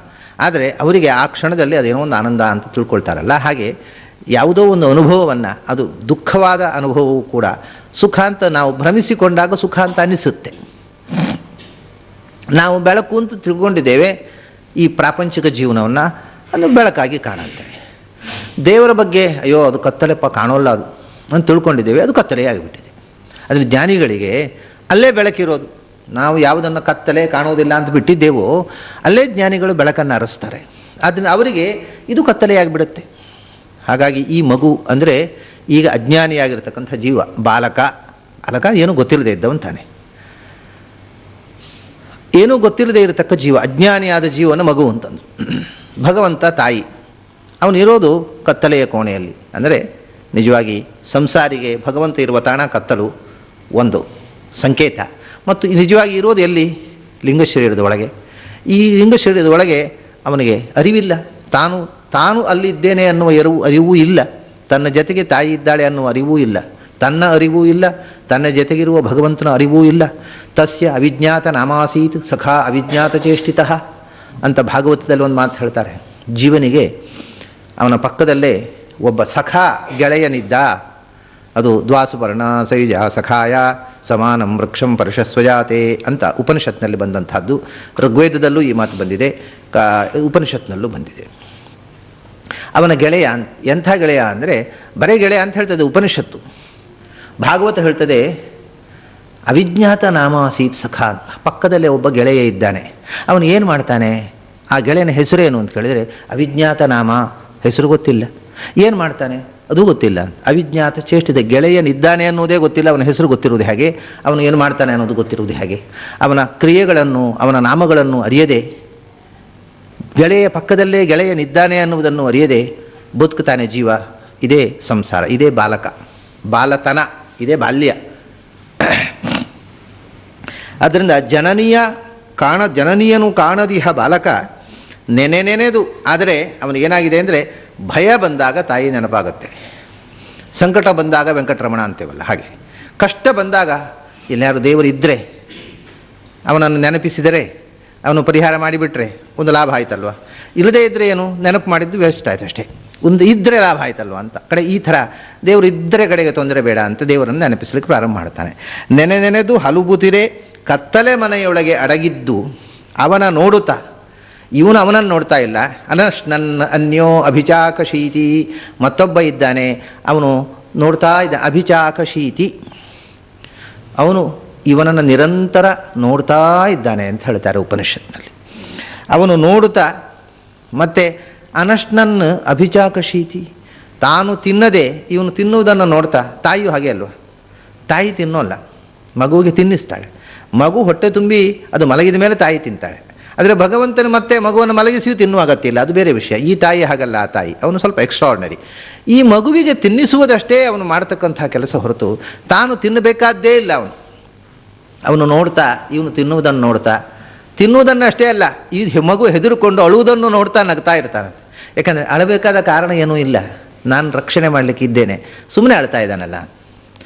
ನೋಡುತ್ತಾ ನಗುತ್ತಾ ಹರುಷದಲ್ಲಿ, ಆಮೇಲೆ ತೀರಾ ಹೆದರಿಕೊಂಡು ತಾಯಿ ನೀನು ಇಲ್ಲದೆ ನಾನು ಸಾಧ್ಯವೇ ಇಲ್ಲ ಅಂತ ಅದು ಕಂಗಾಲಾದಾಗ, ಅಂದರೆ ಅಂಥ ಆರ್ದ್ರಭಾವ ಬಂದಾಗ, ಭಗವಂತನು ನನಗೆ ಒಲಿಯದೆ ನನಗೆ ಅಸ್ತಿತ್ವವೇ ಇಲ್ಲ ಅನ್ನುವಷ್ಟು ಆರ್ತತೆ ಬಂದಾಗ, ನೀನೇ ಅನನ್ಯವಾದ ಚಿಂತನೆ ಮಾಡಿದಾಗ ತನಯನಂ ಬಿಗಿದಪ್ಪಿ, ಮಗು ಜೋರಾಗಿ ಹತ್ತಿಬಿಡುತ್ತೆ. ಆಗ ಕತ್ತಲೆ ಕೋಣೆಯಲ್ಲಿದ್ದವಳು ಹೊರಗೆ ಬರ್ತಾಳೆ, ಬಂದು ಮಗುವನ್ನು ಎತ್ತಿ ಮುದ್ದಾಡ್ತಾಳೆ. ಹಾಗೆ ತಾಯಿ ಮಗುವಿನ ಹತ್ತಿರ ಬರಬೇಕಾಗಿದ್ದರೆ ತಾಯಿ ಏನು ಅಂದರೆ, ತಾಯಿ ಬಾರದೆ ಬಾಯಿ ಮುಚ್ಚುವುದಿಲ್ಲ ಅಂತ ಹಠ ಮಾಡಬೇಕು, ಅಷ್ಟು ಮಟ್ಟಕ್ಕೆ ಬರಬೇಕು. ತಾಯಿ ಅದೇನೋ ಅಳ್ತಾ ಇರ್ತದೆ, ಅಷ್ಟೊತ್ತಿಗೆ ಇದರಲ್ಲಿ ಒಂದು ಪೆಪ್ಪರ್ಮೆಂಟ್ ಸಿಕ್ಕಿತು, ತಾಯಿ ಮರೆತು ಹೋಯಿತು. ಹಾಗಾದ್ರೆ ಪೆಪ್ಪರ್ಮೆಂಟ್ ಸಾಕು, ತಾಯಿ ಬೇಡ. ಹಾಗೆ ಭಗವಂತ ಅಂತ ಇದ್ದೇವೆ ನಾವು, ಭಗವಂತ ದೇವರೇ ನೀನೇ ಗತಿ ಅನ್ನುವಾಗ ಮರುದಿವಸ ಲಾಟ್ರಿ ಟಿಕೆಟ್ ಎತ್ತಿದ್ದು ಒಂದು 10,000 ರೂಪಾಯಿ ಸಿಕ್ಕಿತು. ಸದ್ಯಕ್ಕೆ ದೇವರು ಸುದ್ದಿ ಬೇಡ, ಯಾಕಂದರೆ 10,000 ರೂಪಾಯಿ ಸಿಕ್ಕಿತು, ಅವ ಮರೆತು ಬಿಡ್ತೇವೆ ದೇವರನ್ನು. ಹೀಗಾದಾಗ ದೇವರು ದೂರ ನಿಲ್ತಾನೆ, ನಿಂದು ಎಲ್ಲ ಮುಗಿದು ನೀನೇ ಅಂತ ಬಂದಾಗ ನಾ ಬರ್ತೀನಿ ಅಂತ. ತಾಯಿಯೂ ಹಾಗೆ ಮಾಡ್ತಾಳೆ, ಮಗುವಿಗೆ ಬೇರೆ ಏನೋ ಪ್ರಲೋಭನೆಗಳನ್ನು ಕೊಡ್ತಾಳೆ, ಆಟದ ಸಾಮಾನು, ತಿಂಡಿ, ಯಾವುದಕ್ಕೂ ಅದು ಅಳು ನಿಲ್ಲಿಸದೆ ತಾಯಿಯೇ ಬೇಕು ಅಂತ ಹಠ ಮಾಡಿದಾಗ ತಾಯಿ ಬರ್ತಾಳೆ. ಭಗವಂತನು ಹಾಗೆ ನೀನೇ ಅಂತ ಅವನು ಹಲುಬಿದಾಗ ತನಯನಂ ಬಿಗಿದಪ್ಪಿ ರಂಭಿಸಿ ಅವನನ್ನು ಭಗವಂತ ಅಪ್ಪಿಕೊಳ್ತಾನೆ ಅಂತೇಳಿ. ಅಪ್ಪಿಕೊಳ್ಳುವುದು ಅಂದರೆ ಭಗವಂತ ಯಾವಾಗಲೂ ಅಪ್ಪಿಕೊಂಡೇ ಇದ್ದಾನೆ, ಅಪ್ಪಿಕೊಂಡ ಅರಿವು ನಮಗೆ ಆಗುವುದಷ್ಟೇ. ತನಯನಂ ಬಿಗಿದಪ್ಪಿ ರಂಭಿಸಿ, ರಂಭಿಸುವುದು ಅಂದರೆ ರಮಿಸುವುದು, ಅವನನ್ನು ಸಂತೋಷಗೊಳಿಸಿ ಸಂತೈಸುವುದು. ಕನಲಿಕೆಯ ಕಳೆವಂತೆ, ಆ ಮಗುವಿನಲ್ಲಿದ್ದಂಥ ಕನಲಿಕೆ, ಆ ಕಳವಳ, ದುಃಖ, ಅದನ್ನೆಲ್ಲ ಏನಿಲ್ಲ, ಮಗುವಿಗೆ ಅಷ್ಟು ಕಳವಳ ಇತ್ತು, ಅಷ್ಟು ಹೆದರಿಕೆ, ಅಷ್ಟು ಭಯ, ಅಷ್ಟು ಕೂಗ್ತಾ ಇತ್ತು. ತಾಯಿಯನ್ನು ಕಂಡ ತಕ್ಷಣ ಬಾಯಿ ಮುಚ್ಚಿಬಿಡ್ತದೆ, ಅದು ಎಲ್ಲ ಭಯ ಹೊರಟು ಹೋಯಿತು. ಅದಕ್ಕೆ ತಾಯಿ ಇಲ್ಲ ಅನ್ನೋದ್ರಿಂದಲೇ ಅಷ್ಟು ಭಯ ಬಂದದ್ದು. ತಾಯಿ ಪಕ್ಕದಲ್ಲಿ ಇದ್ದಾಳೆ ಅಂತಂದ ತಕ್ಷಣ ಅದಕ್ಕೆ ಧೈರ್ಯ ಬಂದು ಹೋಯಿತು, ಇಡೀ ಜಗತ್ತನ್ನು ಗೆದೆಯುವ ಧೈರ್ಯ ಬಂತು. ಅದು ಸಂತೋಷವಾಗಿದ್ದು ನಗಲಿಕ್ಕೆ ಶುರು ಮಾಡುತ್ತೆ ಅಳ್ತಾ ಇದ್ದ ಮಗು. ಹಾಗೆ ಮಧುಸೂದನನು ತನ್ನವರು ಇದ್ದೆಡೆಗೆ ಬಂದು ಒದಗಿಸಲಹುವನು ಅಂತ. ಯಾರು ಮಗುವಿನಂತೆ ಅರ್ಥಭಾವದಿಂದ ಭಗವಂತನನ್ನು ಕರೀತಾರೆ, ಇಲ್ಲಿ ಬಾಲಕನ ದೃಷ್ಟಾಂತ ಕೊಟ್ಟದ್ದಕ್ಕೆ ಇನ್ನೊಂದು ಕಾರಣ ಇದೆ. ನಾವು ಯಾವಾಗಲೂ ಮಗುಗಳಂತೆ ಇರಬೇಕು, ಮಕ್ಕಳ ಹಾಗಿರಬೇಕು. ಚೈಲ್ಡಿಶ್ ಆಗಿರಬಾರ್ದು, ಆದರೆ ಚೈಲ್ಡ್ ಲೈಕ್ ಆಗಿರಬೇಕು. One should not be childish, but he must be always child like. ಯಾವಾಗಲೂ ಮಗುವಿನಂತೆ ಇರಬೇಕು. ನಾವು ಮಗುವಿನಂತೆ ಅಂತಂದರೆ ಮಗುವಿನಲ್ಲಿ ಏನನ್ನಾದರೂ ಕೂಡ ಮುಗ್ಧವಾಗಿ ಸ್ವೀಕರಿಸ್ತಕ್ಕಂಥ ಸ್ವಚ್ಛ ಹೃದಯ ಇದೆ, ಟ್ರಾನ್ಸ್ಪೇರೆಂಟ್ ಹಾರ್ಟ್ ಅಥವಾ ಟ್ರಾನ್ಸ್ಪೇರೆಂಟ್ ಮೈಂಡ್. ಏನನ್ನಾದರೂ ಅದು ಸ್ವಚ್ಛವಾಗಿ ತೆಗೆದುಕೊಂಡ್ಬಿಡುತ್ತೆ. ನಮ್ಮ ದೊಡ್ಡವರಾದ ಹಾಗೆ ಅದು ಒಳಗೆ ಮಲಿನವಾಗ್ತಾ ಹೋಗುತ್ತೆ. ಡೌಟ್ಸು, ಮಗುವಿಗೆ ಸಂಶಯಗಳೇ ಇಲ್ಲ. ತಾಯಿ ಏನು ಹೇಳ್ತಾಳೆ ಅದನ್ನು ಅಷ್ಟು ಸ್ವಚ್ಛವಾಗಿ ನಂಬುತ್ತೆ. ದೇವರು ನಿನ್ನನ್ನು ರಕ್ಷಣೆ ಮಾಡ್ತಾನಪ್ಪ ಅಂತ ಹೇಳಿಬಿಟ್ರೆ ಅದು ಗ್ಯಾರಂಟಿ, ಅದಕ್ಕೆ ಸಂಶಯ ಇಲ್ಲ. ಮತ್ತು ಮಗುವಿಗೆ ದೇವರು ರಕ್ಷಣೆ ಮಾಡ್ತಾನೆ, ಅಮ್ಮ ಹೇಳಿದ್ದಾಳೆ. ದೊಡ್ಡವರಾದ ಮೇಲೆ ಹೌದು ಅಮ್ಮ ಹೇಳಿದ ಕೂಡ ದೇವರು ರಕ್ಷಣೆ ಮಾಡ್ತಾನ, ಅಮ್ಮನಿಗೆ ಏನು ಗೊತ್ತು, ಅಮ್ಮನ ತಿಳ್ಕೊಳೋದು ಯಾಕೆ ಸರಿಯಾಗಿರಬೇಕು ಅಂತ ಸಂಶಯ ಬರಲಿಕ್ಕೆ ಶುರುವಾಗುತ್ತೆ. ಅಂದರೆ ಮನುಷ್ಯ ಬೆಳೆದಂತೆ ಸತ್ಯಕ್ಕೂ ದೇವರಿಂದ ದೂರ ದೂರ ಹೋಗ್ತಾ ಇರ್ತಾನೆ. ಮಗು ಬಹಳ ಹತ್ತಿರ ಇರುತ್ತೆ ದೇವರಿಗೆ. ಯಾಕೆಂದರೆ ಯಾವ ಹೃದಯ ಸ್ವಚ್ಛವೋ ಅಲ್ಲಿ ಭಗವಂತನ ಬಿಂಬ ಬೇಗ ಕಾಣಿಸುತ್ತೆ. ಹೃದಯ ಕೊಳೆಯಾದ ಹಾಗೆ ರಿಫ್ಲೆಕ್ಷನ್ನು ಕಮ್ಮಿ ಆಗ್ತಾ ಹೋಗ್ತದೆ. ಹಾಗೆ ನಾವು ದೊಡ್ಡವರಾದ ಹಾಗೆ ಕೊಳೆಗಳನ್ನು ತುಂಬಿಸಿಕೊಳ್ತೇವೆ ಒಳಗೆ, ನಾನಾ ವಿಧವಾದ ಕೊಳೆಗಳು.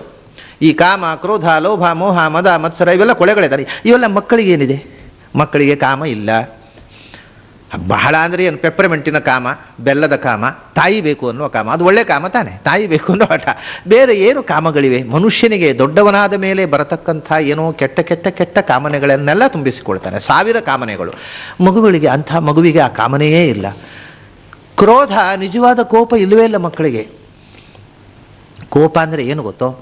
ನಿಜವಾಗಿ ಕೋಪ ಅಂತಂದರೆ ನಾವು ಇನ್ನೊಬ್ಬನನ್ನು ದ್ವೇಷ ಭಾವನೆಯಿಂದ ನೋಡೋದಕ್ಕೆ ಕೋಪ ಅನ್ನೋದು.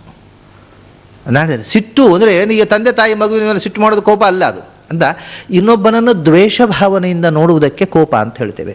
ಕ್ರೋಧ, ಅದು ಮಕ್ಕಳಿಗೆ ದ್ವೇಷ ಅನ್ನೋ ವಿಷಯವೇ ಗೊತ್ತಿರೋದಿಲ್ಲ. ಅದು ಸ್ವಲ್ಪ ದೊಡ್ಡದಾದಾಗ, ಸಣ್ಣ ವಯಸ್ಸಿನಲ್ಲೇ ಚಿಕ್ಕವರೇ ದ್ವೇಷವನ್ನು ಕಲಿತಾರೆ. ಯಾಕೆ ಕಲಿತಾರೆ? ನಮ್ಮನ್ನು ನೋಡಿ ಕಲಿಯೋದವರು, ಇಲ್ಲದಿರೋ ಗೊತ್ತಿಲ್ಲ ಅವುಗಳಿಗೆ. ನಾವು ಡಿಸ್ಕ್ರಿಮಿನೇಟ್ ಮಾಡ್ತೇವೆ ಮಕ್ಕಳಿಗೆ. ಒಂದು ಮಗು ಸ್ವಲ್ಪ ಜಾಣ ಮಗು ಇರ್ತದೆ ಅಥವಾ ಚೆಂದ ಇರ್ತದೆ, ಒಂದು ಸ್ವಲ್ಪ ಪೆದ್ದು ಇರ್ತದೆ ಅಥವಾ ಅಷ್ಟು ಚೆನ್ನಾಗಿರೋದಿಲ್ಲ. ಆವಾಗ ತಂದೆ ತಾಯಂದರೆ ಡಿಸ್ಕ್ರಿಮಿನೇಟ್ ಮಾಡ್ತಾರೆ. ಆ ಚಂದದ ಮಗುವಿಗೆ, ಚುರುಕಾದ ಮಗುವಿಗೆ ಹೆಚ್ಚು ತಿಂಡಿ ಕೊಡೋದು, ಈ ಮಗುವಿಗೆ ಸ್ವಲ್ಪ ಕಮ್ಮಿ ಹಾಕೋದು, ಅದಕ್ಕೆ 2 ಚಮಚ ತುಪ್ಪ ಹಾಕೋದು, ಇದಕ್ಕೆ 1 ಚಮಚ ತುಪ್ಪ ಹಾಕೋದು, ಅದು ನಿನ್ನ ದಡ್ಡ, ನಿನಗೆ ಯಾಕೆ 2 ಚಮಚ ಅಂದ್ಬಿಡೋದು. ಇಂಥದ್ದೆಲ್ಲ ಮಾಡ್ತಾರೆ ತಂದೆ ತಾಯಂದಿರೆ. ಆಗ ಓಹೋ ಡಿಸ್ಕ್ರಿಮಿನೇಷನ್ ಮಾಡ್ಲಿಕ್ಕೆ ಬರ್ತದೆ. ಆ ಮಗುವೇ 2 ಚಮಚ ತುಪ್ಪ ತಿನ್ನುವ ಅಣ್ಣನನ್ನು ದ್ವೇಷ ಮಾಡ್ಲಿಕ್ಕೆ ಪ್ರಾರಂಭ ಮಾಡುತ್ತೆ, ಅಥವಾ ತಮ್ಮನನ್ನು.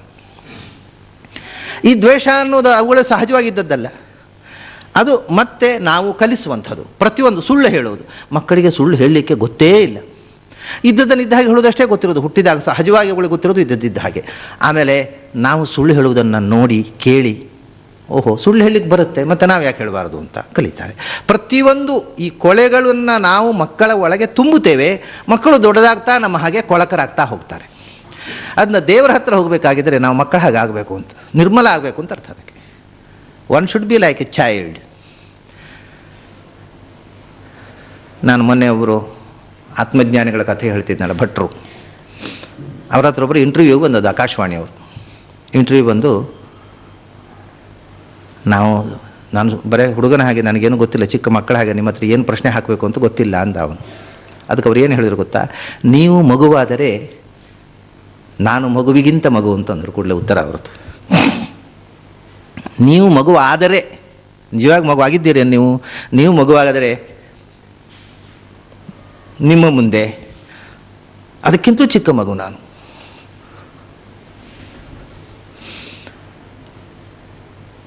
ನಮಗೆ ದೃಷ್ಟಾಂತಗಳು ಸಿಗುವುದು ಭಗವಂತನನ್ನು ಒಲಿಸಿಕೊಂಡದ್ದು ಕಥೆ. ನಾರದ 5 ವರ್ಷದ ಮಗುವಾಗಿದ್ದಾಗ ಪೂರ್ವಕಲ್ಪದಲ್ಲಿ ಭಗವಂತನನ್ನು ಒಲಿಸಿಕೊಂಡ. ಪ್ರಹ್ಲಾದ 5 ವರ್ಷದಲ್ಲಿ ಭಗವಂತನನ್ನು ಒಲಿಸಿಕೊಂಡ. ಧ್ರುವ 5 ವರ್ಷದ ಮಗುವಾಗಿದ್ದಾಗ ಭಗವಂತನನ್ನು ಒಲಿಸಿಕೊಂಡ.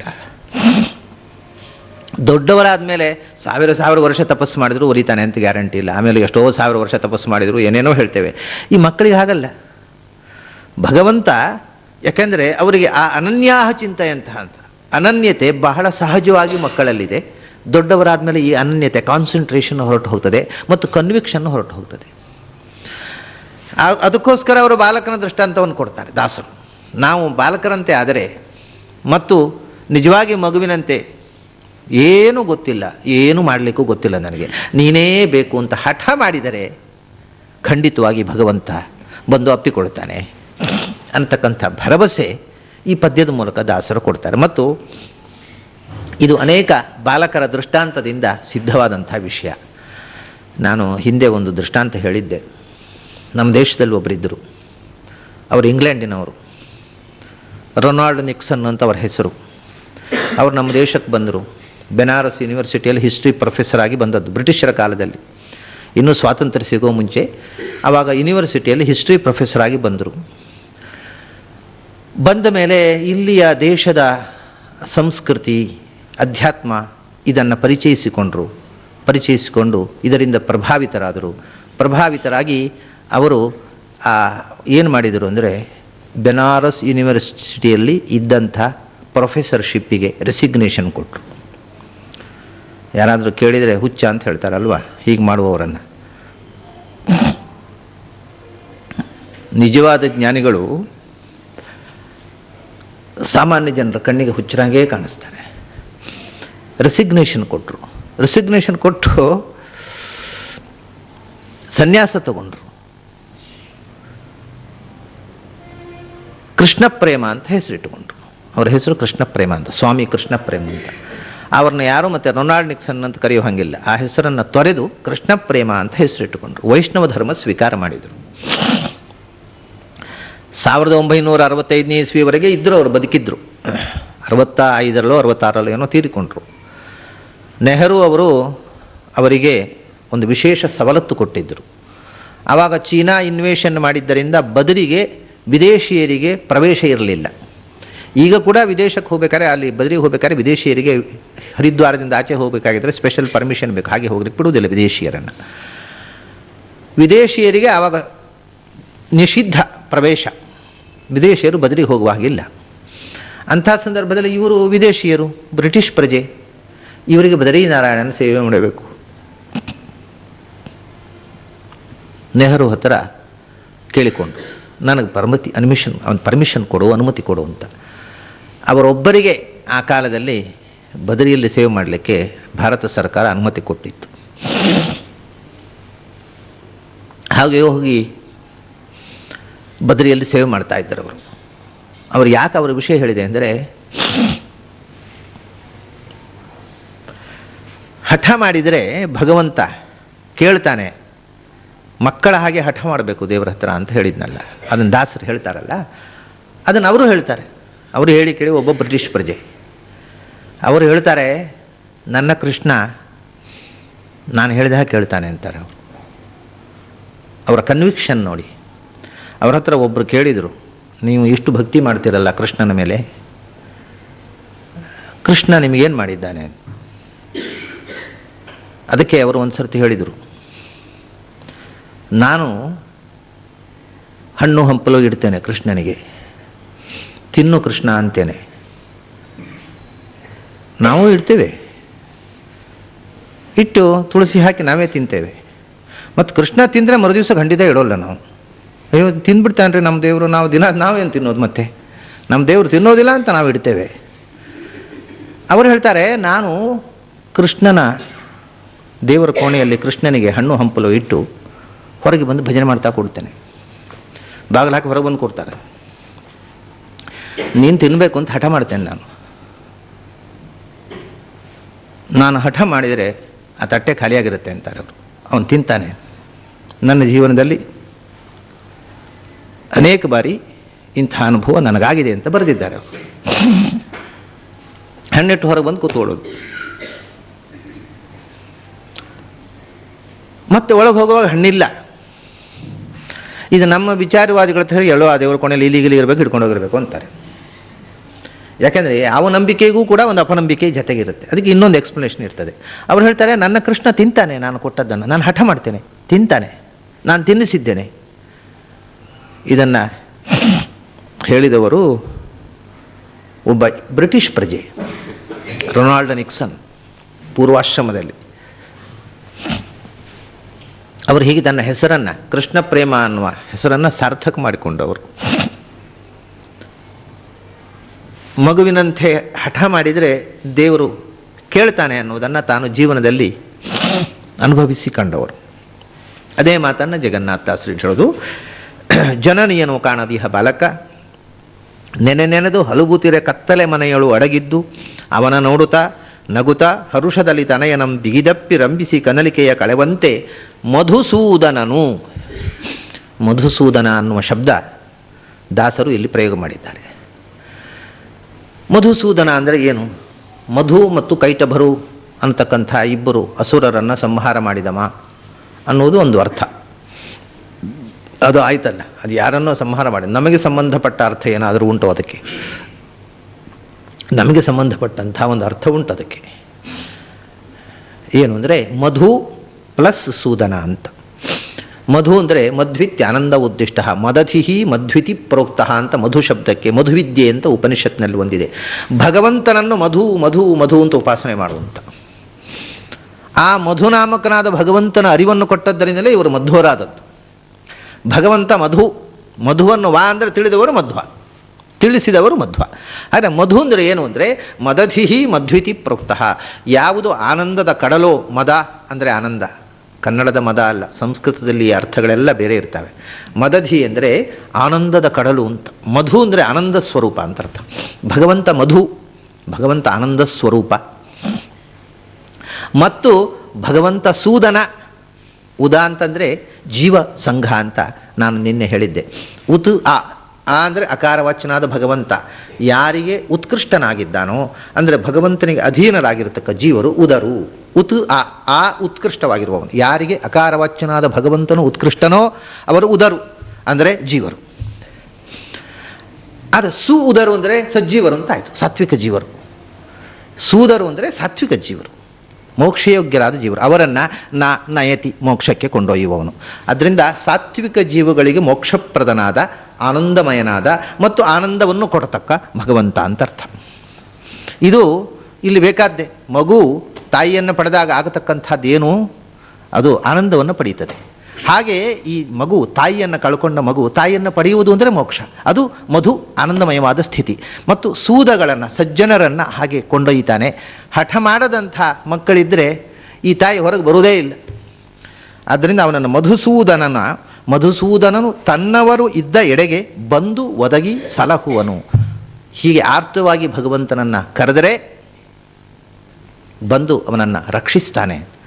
ತಸ್ಯಾಹಂ ನ ಪ್ರಣಶ್ಯಾಮಿ ಸಚಮೇ ನ ಪ್ರಣಶ್ಯತಿ. ಎಂದೂ ನಾನು ಅವನನ್ನು ಬಿಟ್ಟಿರುವುದಿಲ್ಲ, ಅವನನ್ನು ಬಿಟ್ಟು ಹಾಕುವುದಿಲ್ಲ. ತಸ್ಯಾಹಂ ನ ಪ್ರಣಶ್ಯಾಮಿ, ನಾನು ಅವನಿಗೆ ಇಲ್ಲವಾಗುವುದಿಲ್ಲ ಅಂತಾನೆ. ಇಲ್ಲವಾಗುವುದು ಅಂದರೆ ಅವನನ್ನು ಬಿಟ್ಟು ಹಾಕುವುದು. ಎಂದೂ ನಾನು ಆರ್ತವಾಗಿ ನನ್ನನ್ನು ಸಲಹು ಅಂತ ಬೇಡಿಕೊಂಡವನನ್ನು ನಾನು ಎಂದೂ ಬಿಟ್ಟು ಹಾಕುವುದಿಲ್ಲ ಅಂತಕ್ಕಂಥ ಮಾತನ್ನು ಕೃಷ್ಣ ಗೀತೆಯಲ್ಲಿ ಹೇಳಿದ್ದಾನೆ. ಅದನ್ನೇ ದಾಸರು ಹೇಳ್ತಾರೆ, ತನ್ನವರಿದ್ದೆಡೆಗೆ ಬಂದು ಒದಗಿ ಸಲಹುವನು. ಹೀಗೆ ಸಲಹುವಂಥ ಘಟನೆಗಳಿಗೆ ದೃಷ್ಟಾಂತವಾಗಿ ಮುಂದಿನ ಪದ್ಯದಲ್ಲಿ ಒಂದು 5-6 ಜನ ಭಕ್ತರನ್ನು ಅವನು ಸಲಹಿದ ರೀತಿಯನ್ನು ಹೇಳ್ತಾನೆ.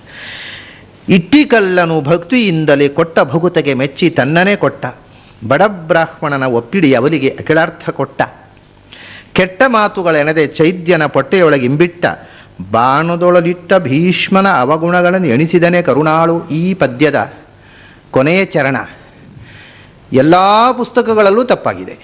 ಈಗ ನನ್ನ ಹತ್ರ ಒಂದು 3-4 ಪುಸ್ತಕಗಳಿವೆ. ಆ 3-4 ಪುಸ್ತಕ, ಎಲ್ಲ ಪುಸ್ತಕಗಳಲ್ಲೂ ಕೊನೆಯ ಪಾದ ತಪ್ಪಾಗಿ ಅಚ್ಚಾಗಿದೆ.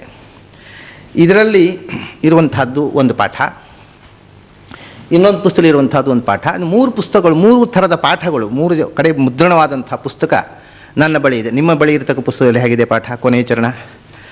ಅದರಿದ್ದನ್ನು ಸ್ಪಷ್ಟವಾಗಿ ಓದ್ರಿ. ಬಾಣದಲ್ಲಿಟ್ಟ 12ನೇ ಶ್ಲೋಕ. ಹಾಂ, ತಪ್ಪದು. ಎಲ್ಲ ಪುಸ್ತಕದಲ್ಲೂ ತಪ್ಪಾಗಿ ಪ್ರಿಂಟ್ ಆಗಿದೆ. ಯಾಕೆಂದರೆ ನೀವು ಈ ಪದ್ಯದ ಮಾತ್ರೆಗಳನ್ನ ಲೆಕ್ಕ ಹಾಕಿದರೆ ನಿಮಗೆ ತಪ್ಪು ಅಂತ ಗೊತ್ತಾಗುತ್ತೆ. ಅದು ಯಾರೂ ಅದು ಮಾತ್ರೆ ಲೆಕ್ಕಕ್ಕೆ ಹೋಗೋದಿಲ್ಲ. ಪದ್ಯದ ಅರ್ಥದ ತರ ಹಾಕಿದರೆ ತಾನೇ ಮಾತ್ರೆ ಲೆಕ್ಕಕ್ಕೆ ಹೋಗೋದು. ಒಟ್ಟಿ ಪಾರಾಯಣ ಮಾಡಿದರೆ ಸರಿ. ಇದರಲ್ಲಿ 99 ಮಾತ್ರೆಗಳಿದೆ, 100 ಮಾತ್ರೆಗಳಿಲ್ಲ ಈ ಪದ್ಯದಲ್ಲಿ. ಮತ್ತು ಇನ್ನೊಂದು ಪಾಠದಲ್ಲಿ 101 ಮಾತ್ರೆ ಇದೆ. ಅಂದರೆ ಕೊನೆಯದಲ್ಲಿ 7, 7, 8 ಇರಬೇಕು. 7, 7, 7 ಇದೆ. ಅಥವಾ ಇನ್ನೊಂದು ಪಾಠದಲ್ಲಿ 7, 7, 9 ಇದೆ. ಇಲ್ಲಿ ಏನಾಗಬೇಕು ಅಂದರೆ, ಬಾಣದಲ್ಲಿಟ್ಟ ಭೀಷ್ಮನ ಅವಗುಣಗಳನ್ನು ಎಣಿಸದೇನೆ ಅಂತ ಆಗಬೇಕು. ಅವನ ಅವಗುಣಗಳು ಎಣಿಸದೇನೆ ಅಂತ ಉಂಟು, ಎಣಿಸಿದನೆ ಅಂತಿದೆ. ಅವಗುಣಗಳು ಎಣಿಸಿದನೆ ಅಲ್ಲ, ಅವಗುಣಗಳನ್ನು ಎಣಿಸಿದನೆ. ಯಾಕೆಂದರೆ ನೀವು ಇದನ್ನು ಮಾತ್ರೆಗಳ ಲೆಕ್ಕದಲ್ಲಿ ಹೇಳ್ತಾ ಹೋಗಿ. ಲಿಟ್ಟ ಭೀಷ್ಮನ, ಅದು 7 ಮಾತ್ರೆ ಆಯಿತು. ಲಿಟ್ಟ ಭೀಷ್ಮನ ಇಲ್ಲಿ ಇದ್ದದನ್ನು ನೋಡಿ. ಆಮೇಲೆ ಭೀಷ್ಮನ ವಗುಣಗಳೆಣಿಸಿ, ಅಲ್ಲಿಗೆ 7 ಮಾತ್ರೆ ಆಯಿತು. ಆಮೇಲೆ ದನೆ ಕರುಣಾಳು 6 ಮಾತ್ರೆ ಆಯಿತು. ದನೆ ಕರುಣಾಳು 7 ಮಾತ್ರೆ ಆಯ್ತು. ಅಲ್ಲಿಗೆ 7, 7, 7. ದನೆ 2 ಮಾತ್ರೆ, ಕರುಣಾಳು 5 ಮಾತ್ರೆ, 7 ಮಾತ್ರೆ ಆಗತ್ತೆ. ಅಲ್ಲಿ ನಿಜವಾಗಿ 8 ಮಾತ್ರೆ ಆಗಬೇಕು. ಅದಕ್ಕೆ ಕೆಲವರು ಲಿಟ್ಟ ಭೀಷ್ಮನ ಅವಗುಣಗಳು ಎಣಿಸಿದನೇನೋ ಕರುಣಾಳು ಅಂತ ಬರೀತಾರೆ. ಆಗ 9 ಮಾತ್ರೆ ಆಗುತ್ತೆ. ಒಂದು 7 ಮಾತ್ರೆ, ಒಂದು 9 ಮಾತ್ರೆ. ಅಲ್ಲಿ ಬೇಕಾದ್ದು 7, 7, 8. 7, 7, 7, 7, 7, 9 ಆಗುತ್ತೆ. 2 ಥರದ ಪಾಠ ಪ್ರಿಂಟ್ ಆಗಿದೆ. ಯಾವ ಪಾಠವೂ ಸರಿಯಿಲ್ಲ. ಇದು ಸರಿಯಾಗಬೇಕಾಗಿದ್ದರೆ ಬಾಣದಲ್ಲಿಟ್ಟ ಭೀಷ್ಮನ ವಗುಣಗಳ ನೇಣಿ ಸಿದನೆ ಕರುಣಾಳು 7, 7, 8. ಇದು ಮಾತ್ರ ಪ್ರಕಾರ ಒಂದು ಅಕ್ಷರ ವಗುಣಗಳೆಣಿಸಿ ಅಲ್ಲ, ವಗುಣಗಳನ್ನೆಣಿಸಿದನೆ.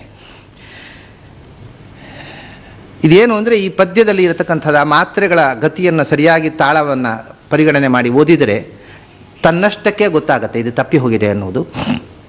ಅದಕ್ಕೆ ಯಾವುದೋ ಒಂದು ರಾಗ ಹಾಕಿರ್ತಾರೆ, ಆ ರಾಗದಲ್ಲಿ ಓದ್ಕೋತಾ ಹೋಗ್ತಾರೆ, ಯಾವ ತಾಳವೋ ಯಾವ ಮೇಳವೋ, ಅದು ತಾಳವಿಲ್ಲ ಮೇಳವಿಲ್ಲ ಪುರಂದಾಸ ಹೇಳಿದಾಗ ಓದ್ತೇವೆ ನಾವು. ಹಾಗಾಗಿ ತಪ್ಪುಗಳು ಗೊತ್ತಾಗೋದಿಲ್ಲ. ಇಟ್ಟಿಕಲ್ಲನು ಭಕುತಿಯಿಂದಲಿ, ಇದೆಲ್ಲ 7 ಮಾತ್ರೆಗೆ ನಿಲ್ಲಬೇಕು, ಕೊನೆಯದ್ದು 8ಕ್ಕೆ ನಿಲ್ಲಬೇಕು. 7 7 7 7 8 7 7 7 7 8 ಹೀಗೆ ಬರಬೇಕು.